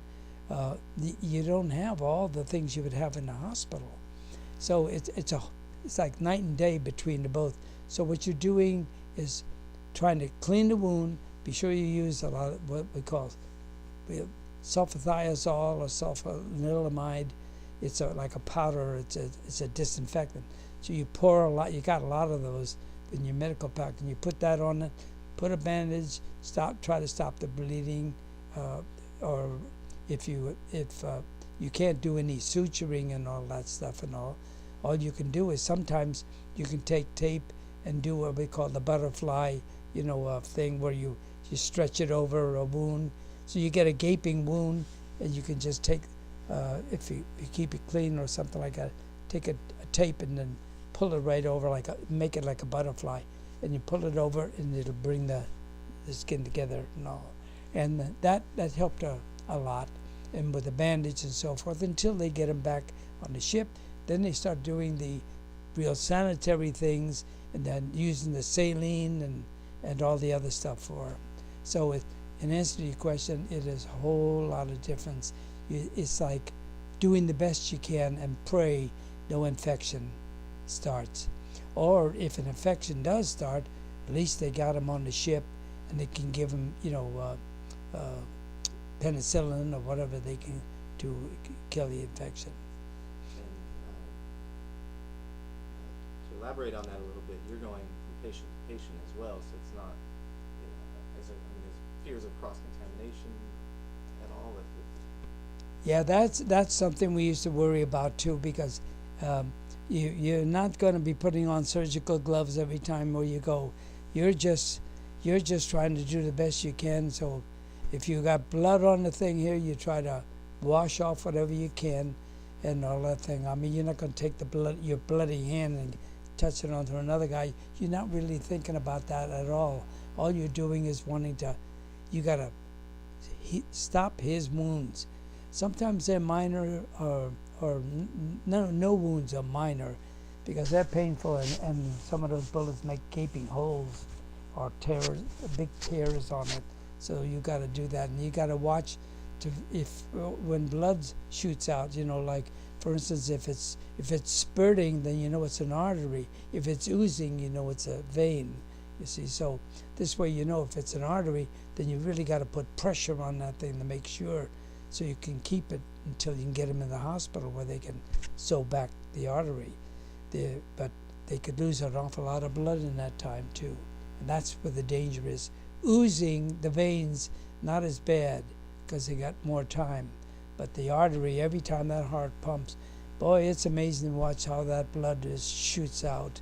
It's you see some pretty bad ones, on that thing, but it's you get to the point. But as far as sterilization goes, you do the best you can, and just hope that he doesn't get infected, or pray that when they get him on that ship, that they'll find something and give him the penicillin to help, which they've done many times. I know when we've got the guys when we were taking them back, you know, they got penicillin and IVs and everything else on the thing here. Assisted in a lot of surgeries, you know. I got to the point there where when in the beginning, especially like in the South Pacific, on the way, where guys had appendectomies, I assisted in so many appendectomies that I felt in an emergency. Even today, I think I can remember I could take out a guy's appendix.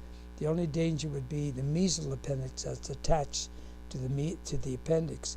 It's a little measle appendix. You got to make sure you got to tie it off first before you make the cut. Otherwise, peritonitis would set in and kill them. That's the poison. Now they got stuff that can prevent it. It's all modern now, but that's why I say you do a lot of things that you normally are not allowed to do, because they don't have all the medical staff, like the particular nurse there that's a nurse that's a surgical nurse. You know, you have the doctor and you got your corpsman, and he utilizes and knows what Kelly hemostat and this hemostat and the clamp, or whatever their clamps, and then you know the sutures and stuff like that. You just learn all of that and you do the best you can. And you said earlier that you have to do some improvising. Yeah. And adapting. Do you remember anything in particular that you may have had to improvise or came up with on the No, spot? just outside using tape, you know, tape to pull over on a wound to try to close it, you know, and then bandage the thing over. And it's all got to be done so fast because it's happening, and the blood keeps coming unless you can stop it. And that's the one way is get it closed and then put pressure on the thing. So that's the only thing. But other than that, outside of using maybe a belt on somebody to instead of actual tourniquets, we have some in our kits. You know, the tourniquets, and you have to, if you use it, you have to, because the blood has got to get down into the leg or whatever it is. So if you got the guy, and you tell him, okay, I got this. Now in 5 minutes or something like that, release this thing here a little bit and let blood run down for your leg, and then tighten it up again. So what you're doing is slowing up until the medic comes and takes you, evacuates you, you see. So that you kind of instruct them real fast on it. But some guys, if they're helpless, then you have to do something there, because if you know that if he's bleeding profusely on that, then he could die. So then you have to do something, call somebody over to do that, because that's why I say, especially if it's artery, you see. Artery is, blood goes out fast. And you guys are working independently. You're not working in teams of two. Oh no. Actually, we know when you're training, you work by twos, but when you're going into the thing, and there's so many, there's no independent. There's no two guys working unless there's one guy that's bad and somebody calls you over, then you go and help him. Like he may ask you, hold your finger here or hold that down here while I do this, and then he does something, then you go on to your deal, you see. But it's all happening so fast, you know, and it's really something. And can you just kind of quickly talk about the supplies, medical supplies? The medical supplies, they have a medical kit they already make up. It's, you carry it on there. And you have your rations if you're going to be staying there, your K rations and some food. But your medical kits will just consist of the sulfathiazide and sulfur powder, if I can remember it all just anything that can keep from the infection happening, using the sulfur powders and so forth on it. You have plenty of those, plenty of bandages, and many morphine syrettes and all. They had a lot of different things, you know, like you would need scissors and stuff. You know, those little things that you need that you would have. Um, I don't think I could ever. I don't think I've ever saw really Band-Aid.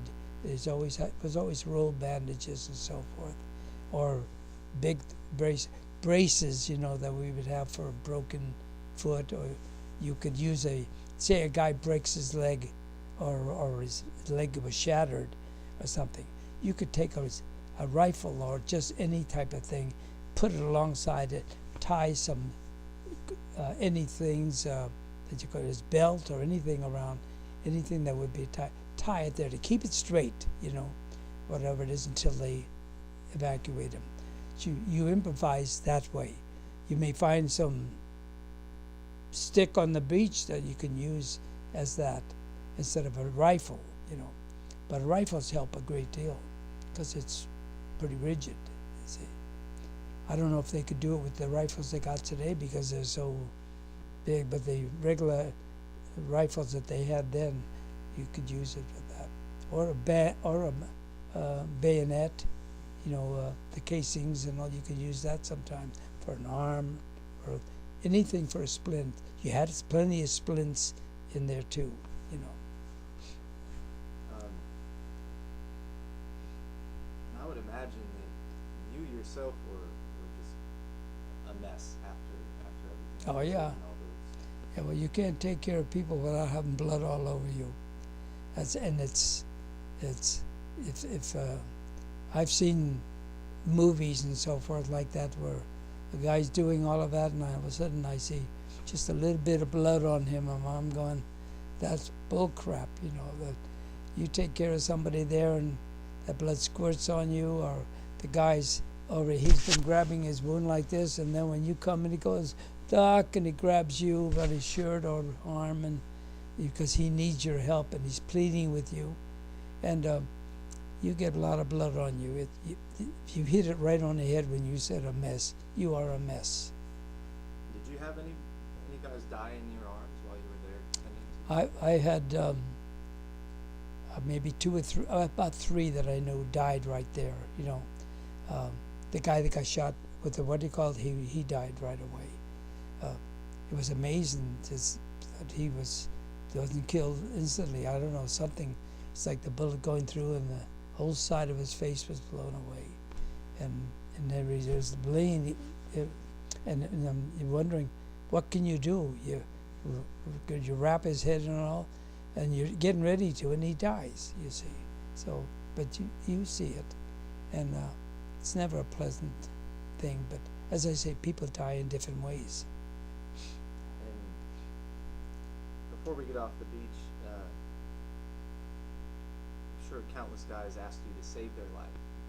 Oh yes. Did anybody ask you to take their life?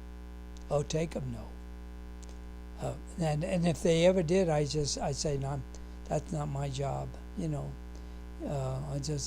anyone's going to take your life, it'll be the man upstairs. Even though I didn't believe that strongly, but today I would have felt differently. I would have felt differently. I would have probably prayed for him or something. I could have had a lot more to say. Maybe it would have helped me personally in my mind and the post-traumatic stress if I would have had that belief. I think that now, and I believe strongly because I believe so strongly in God, But I found that out many, many years later. But when you're there, not really knowing God, and if a guy said that to me, take my life, I could stand it. I couldn't do it. I went through 2 invasions going into the 3rd invasion, and I never had to kill anyone. All I wanted to do was heal them, and I think that affected me also because of what the Japanese did. So after the 6-7 hours that you spent out there attending to soldiers, what was the process like for getting off the beach and getting back to them? Okay, they have all this. They have the guys stretch. They bring the guys that are what they call stretcher bearers or whatever it is. Some could be medics. Some may not just be, maybe just, soldiers that help. I'm not sure of that. You see, I assumed they had to be all medics. But anyway, all I know, there's so much going on, and you're doing what you can. The people that are going to be evacuated are all brought down to where the beach is, and then the LCVPs or the come in as close as they can. We take them out.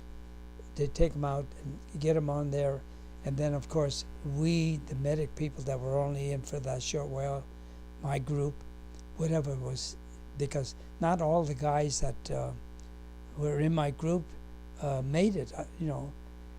I'm sure, because I never saw all of them after we all go in. They go on different ships and different boats. Because see, I may be with the first 6 guys, and we go in with the stretchers and all, and we're going to say this APA or ship, whatever, anything that's got a medical facility on it. We go on that thing, and then we head back to England. Some other guys are coming in the other, so I don't know how many made it and how many did not. Because with the medical group that we had, we didn't get. I only knew a few guys that were close to me, and they made it okay. One guy, well, he died later on, but he made it there. So that's the way it goes. So you go on the ship, and the ship starts going back toward England, and whatever the time it takes, the hour. We're busy. We're busy from the time we load them on to get on there, because surgery starts, other repairs, amputations start, and all of that. It's not fun. On the way to save the life of that person. And then when we get to the hospital over there with the lorries and the ambulance, take them back to Netley, to our hospital that we had, then it goes into some real serious stuff. Special surgeries, special, treatment. And that's where it was. So, I just want to try to understand, when did you know that it was your time to get off the beach?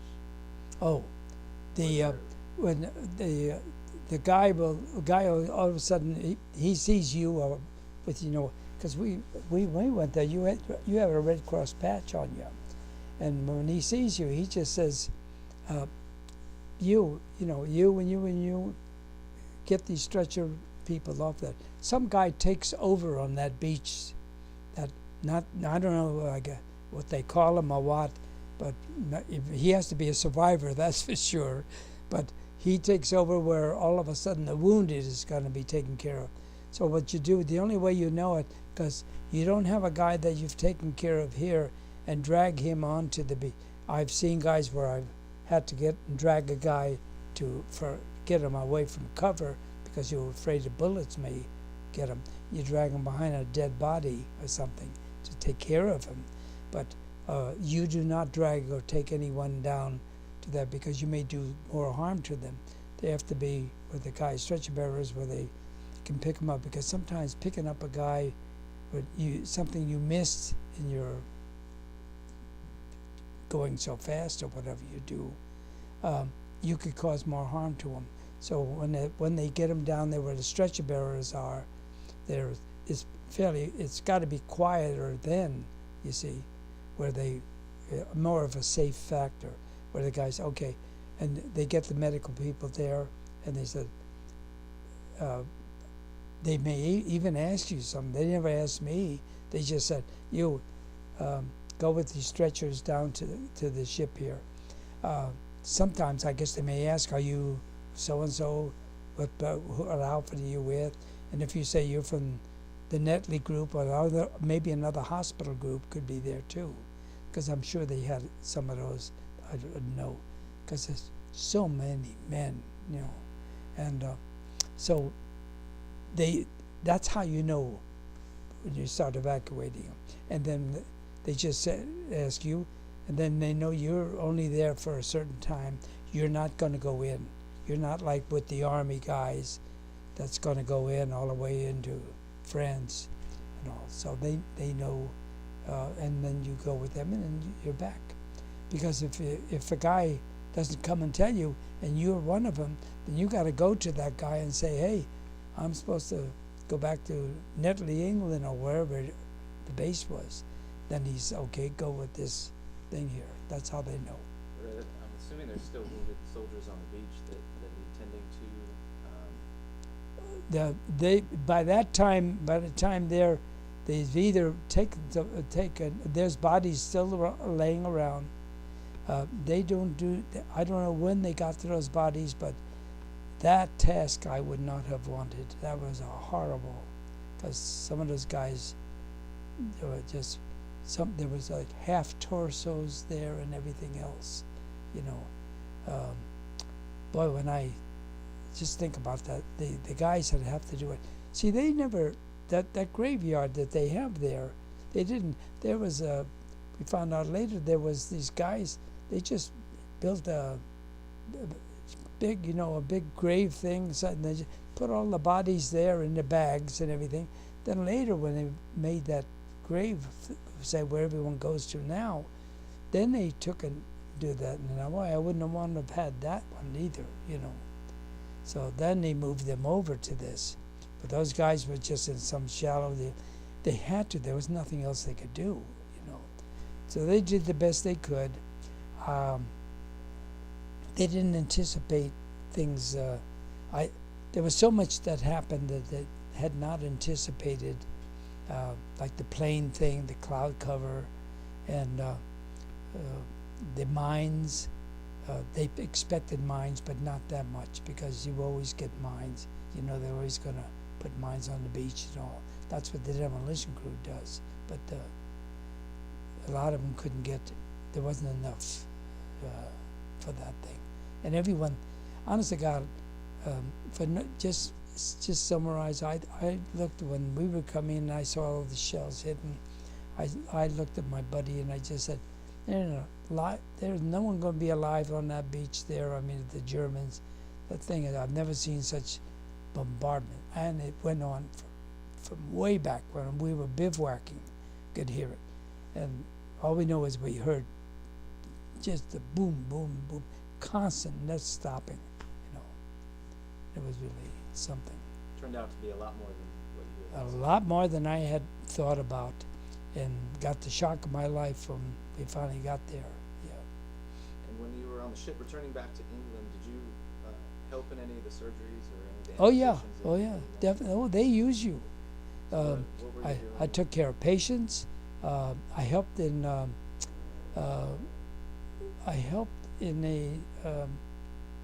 one was a wound in the stomach. Another guy just giving the instruments to the surgeon, and help in that, help in the broken bones or broken leg on that thing.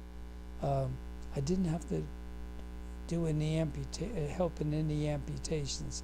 I saw the results of it, especially when I got back to England on that guy I took care of on the beach. That was ironic, and then I felt maybe I was responsible. But he said to me, "Thank you for saving my life," and he said, if you ever in Boston, his name was Pat Prendeville was his name, and he said, it's funny how I remember his name, but it was just the way that was. And he said, if you're ever there, I have a lot of money, and he said, I'll take you anywhere you want. But I never went back because I went to New York, so I never went there, never saw him. But he had lost his leg. But I always thought about it. Could I have done anything more, you know? But then realized, hey kid, you're only 17 and a half years old, you know, so what can you do? In reality, you only had a few months of medical training. That's right. Yeah, and it accelerated too, you know, so that's just the way it was. So, and so you did what you can, and I just realized even from that experience, and I think that is the reason why they took me, instead of giving me stateside duty, used me for the Pacific for Okinawa, but which was another nightmare, you know. So, once you arrived back in England, what did you do? They assigned me after we got all the wounded that we had, our deal. Then number one, I had no idea, and they had sternly told us, do not talk about what had happened or anything like that, and you're still under that censor they put on us, and you could be court-martialed. So even when I got back, my buddies, you know, that were there, that I know, I couldn't tell them all the thing, and they just said all they did was take care of the wounded and so forth, and I took care of that. It was about a month. It was a month, maybe a month and a half, and then because of what we went through, I got 30-day leave to go back to home, New York. Did they see you when you came back? Huh? Did they see you when you came back? When you're all No, on the ship we changed clothes. I got clean clothes. Oh yeah, no, no. They gave me, I mean, it was a mess. Yeah, they gave me, they have, I think the one they gave me was a little bit bigger than what I wear, you know. But anyway, it was clean, you know. It's like when you were on the ship and all, see, because you can't be dirty and taking care of patients. When you go in there, you got to be kind of there, and you're in your sterile form, you see. But it was, you know, it's interesting you asked me that, because I never thought about it. No one's ever asked me. And it was true. Yeah, that's right. You're a mess, and you had to get yourself cleaned up too, you know, so that's what they did. They didn't just take you right there and say, oh, go right in there and take care of this patient. No, you got clean, you ate something and all. Then they assigned you to this, you'll be taking care of this, or this group of guys. Things were a bit more formal. Huh? Things were a bit more formal. Yeah, just like you would be in a hospital, yeah. And then it goes from there and back to the other. So at what point were you able to reflect on what you just experienced?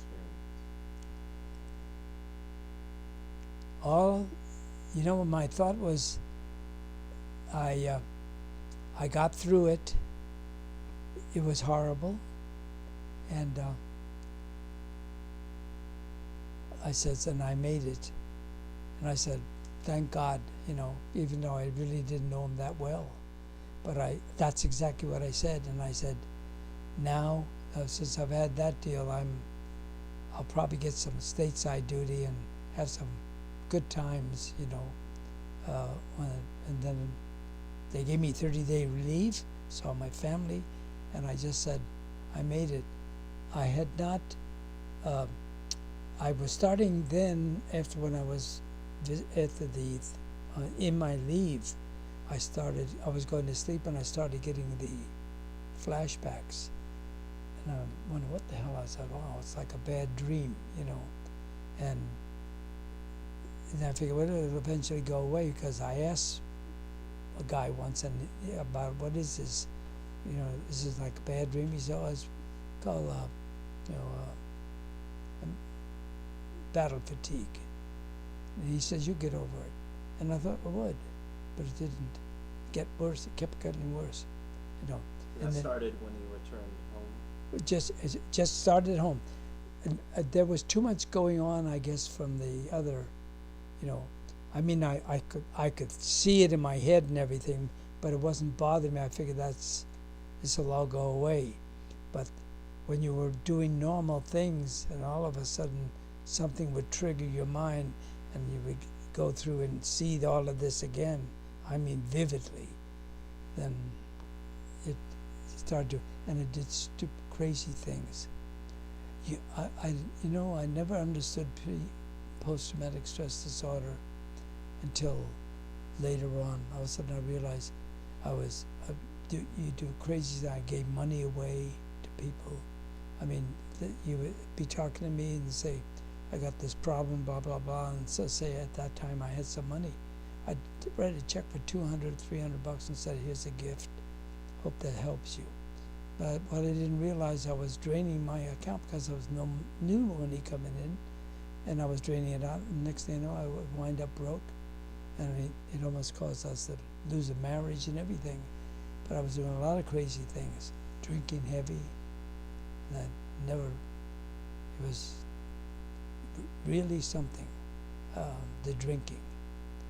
I can tell you right now, if you want to, where you want to put it, I got the drinking so badly, it was, I think my downfall was,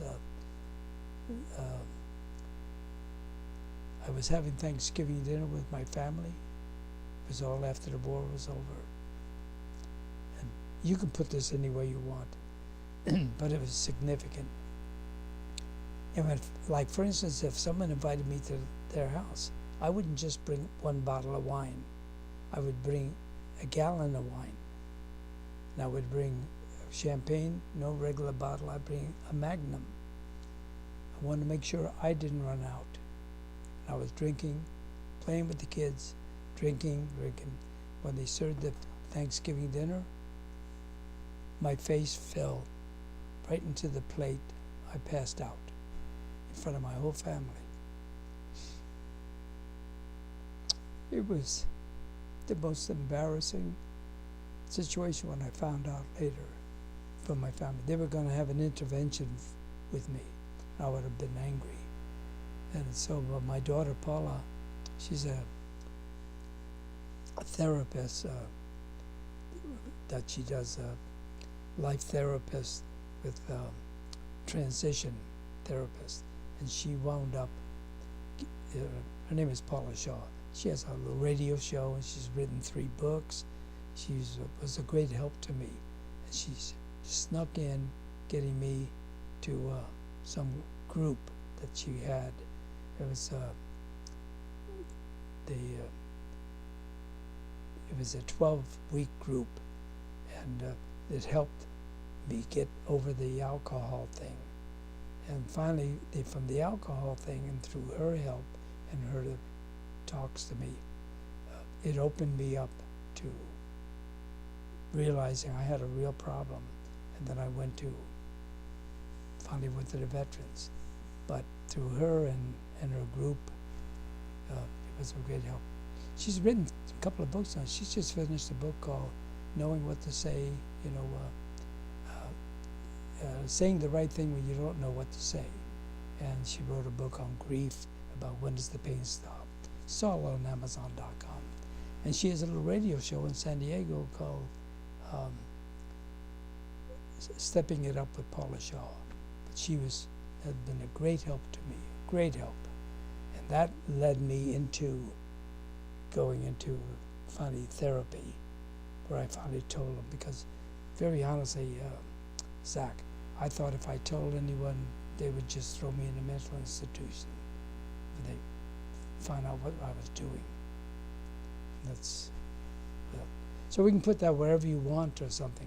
Yeah, just so, and we'll get back to it later, because this all happened after you returned home. Yeah, that's after when I returned home, So yeah. when did you start drinking heavily? Let's see. I think actually after I got discharged, I was drinking when I was in the service, but we'd have the regular couple of beers or wine, or never that heavy. I can't remember actually getting real drunk when I was in the service. Maybe after Normandy, I started drinking a little heavier then, after the Okinawa thing. Yeah, it could have been that. But I really started after I was discharged. I was getting the flashbacks, and I wanted to kind of forget it, so that's You what were it said.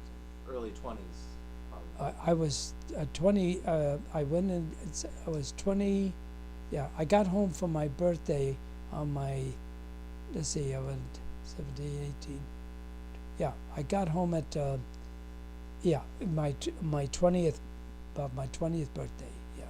And when did that incident at Thanksgiving occur? Oh, that happened many years later. That's after I got married and children and everything else. So was that more recent history? It was about, it has to be maybe 10 years, 12 years ago, where that happened to me. And thank God my daughter was the one that got me to this grief group, and that she was attached to. It's nearly a 60-year span from when you started relying on alcohol to Well, yeah. Meanwhile, I was drinking a little bit more each time as the years went on because of the flashbacks. Because, see, when I was in show business, I learned an interesting thing. I was a stand-up comedian, and that's another whole part. But when you're doing shows, you learn an interesting thing. Do not drink when you're going to do a show, because you forget things, and then you're caught right in the middle, and that's what we call, you die right there, you know. So I made a rule that I would have drinks with people sitting at the table, could finish a whole bottle of champagne with them, because I had parties that they bought bottles of champagne, and we would sit there after my shows, but not in between shows or anything like that. I would never drink. So my drinking started show business, and that was in just after I met my wife, and then we went into show business. I met her in night school. But the drinking started, it was a gradual thing.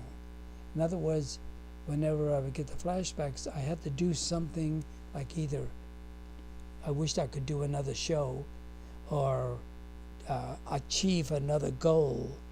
And so that was why I kept going, because I wasn't going to go into depression. I wouldn't allow myself to do that.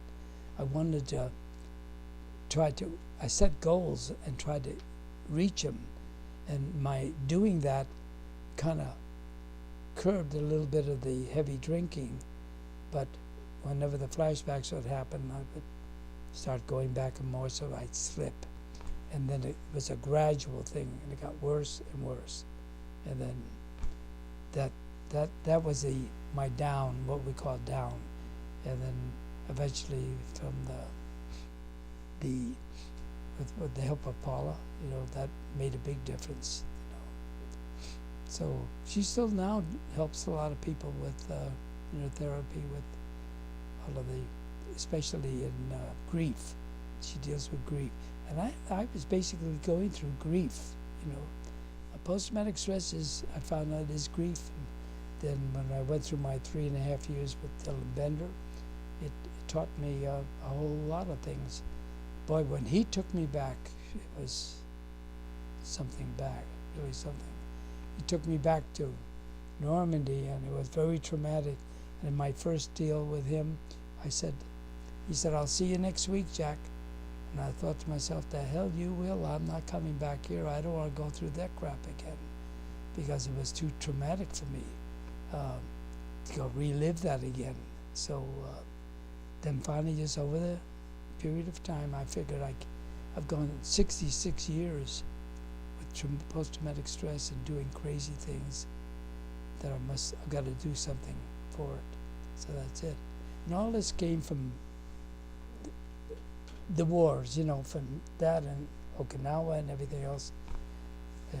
So, talking about your experiences led to the healing process, or it was part of the healing process. And You mean with the therapy? Yeah. Yes, through Paula and what she got me on. Yeah, because you see, before I wouldn't even I didn't want to talk to no veterans or anyone about my problem. She got a hold of me and got me into this group. It's a grief group, and I don't know. I think I wrote it down once for where it was. What she was. They called it. It was Beyond Loss. It was a group called Beyond Loss, and I said I would write it down so I would not forget it, because always, you know, that's going back, and so she sneakily got me into it and said, "I want you to come and see this thing," and so it turned out to be like a 12-week deal, and with her help and all, it opened up the deal so I would be willing to talk to a therapist. So when I finally told the doctor at the Veterans Hospital, I was there for some treatment, and he said, "Have you ever been wounded the war? I said, no. And I said, well, I'm going to tell you something, but if you want to put me into a mental institution, I'm just going to deny everything. And then he said, tell me, and then I told him what I was going through. And he says, you got post-traumatic stress disorder. And then I said, I don't even know what the hell that is, so then he told me, so he set me up with a psychiatrist first, and then a psychiatrist recommended me to the Dylan Bender, the therapist, who was just a godsend to me. It's just like Paula was to me, too. My daughter, big help. And for 3.5 years, I went through it, and then I was able to write my book and even talk about it, go to schools and speak about it and everything. But during that period of time, I was still having the flashbacks. So finally, when I got cured after 3.5 years, it went away, and the drinking stopped. Now I went one time the longest 15 months without drinking. Now I have a glass of wine every day. Every day I have a glass of champagne or wine, just one drink. I've done it for the last 5-6 years, and satisfied. So someone says, like I even put in my book, why don't you stop totally? I says, I enjoy it. I look forward to just having that glass of wine, or when I'm at a party, have a glass of wine with people. But it's not in excess. It's not, you hit it right on the head. It's not in excess, and I enjoy it that way. So I find it interesting, there's sort of a parallel between when you initially started talking about your queasiness with blood early on, Mm-hmm. and the more that you see it and you're around it, your body adapts to it and becomes Yes. familiar with it and comfortable with it. And it sounds like your therapy was kind of that same sort of process. Right. You were uncomfortable, unsure about it at the beginning, but the more that you continued and spoke about it, it seems to have led Right. to your healing. Yeah, see, my therapist, I'm sure he had to be very patient with me, because you say things to your therapist, that because you kind of resent what he's doing, You don't realize he's really trying to help you. But the Dylan Bender, it was just like my daughter was patient with me. I mean, so was Dylan Bender, my therapist. And he just, little by little, he just took it. And finally it got to one point where I think it was 2.5 years. Yeah, 2.5, maybe a little past that, where they had already set me up for a pension, and the government was just kept saying, oh, we're checking your pension, and you got to check your papers, blah, blah, blah. We're looking into it. And then it kept going, dragging out, nothing. And things were getting worse financially for me because I was doing stupid things, you see. And then finally, it got to the point where all of a sudden,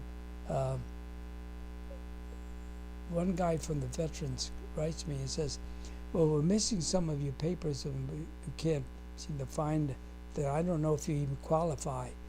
And then I blew my top. And I wrote to him, who in the hell are you to tell me that I don't qualify? Do you know what it is to see a man die? And I went all through my experiences with Normandy and Okinawa. And I really let loose on him. And I just said, when you can be in my shoes, then you can say this and all. Well, I wrote that and I gave it to my therapist, Dylan. And he read it and he says, you need help. Maybe you should talk to a congressperson. Well, Congresswoman Loretta Sanchez was there. And her office happened to be 6 doors away from where my therapist was, over near the Crystal Cathedral, not far from in Anaheim. And so he made a copy of the letter. I took it to her, and she read it, and she said, we're going to help you. And she wrote to them, and then she said, I'll contact you in a couple of weeks. She called me and said, did you hear from any of them? And I said, not yet. She said, I'm writing another letter. She wrote it, Next thing they know, they said they had found my papers, and that I'm in for so and so. Finally, after all of that time, almost 3 years from the time you do it, I was sitting right at that table right there with my wife. We were eating.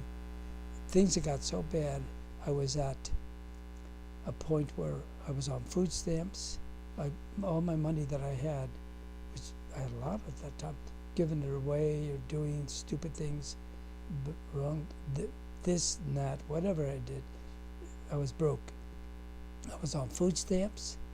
I was on getting food from the food bank, and all I had was Social Security. And things looked rough, really rough. And I'm going through that therapy, which didn't help me much. I mean, to go with losing a lot of money, you see.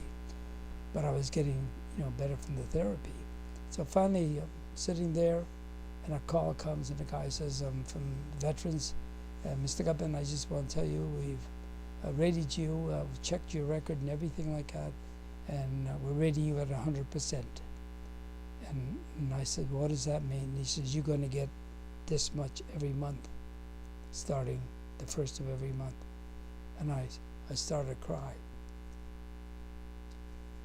It was like a godsend. He said, I said, I can't thank you enough. And he said, no, I saw your record. And he says, you deserve it, And then he said also, by the way, what is your bank account, Now I thought I was being scammed.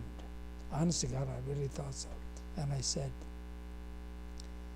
why do you want to know that? He goes, oh, I know what you're thinking.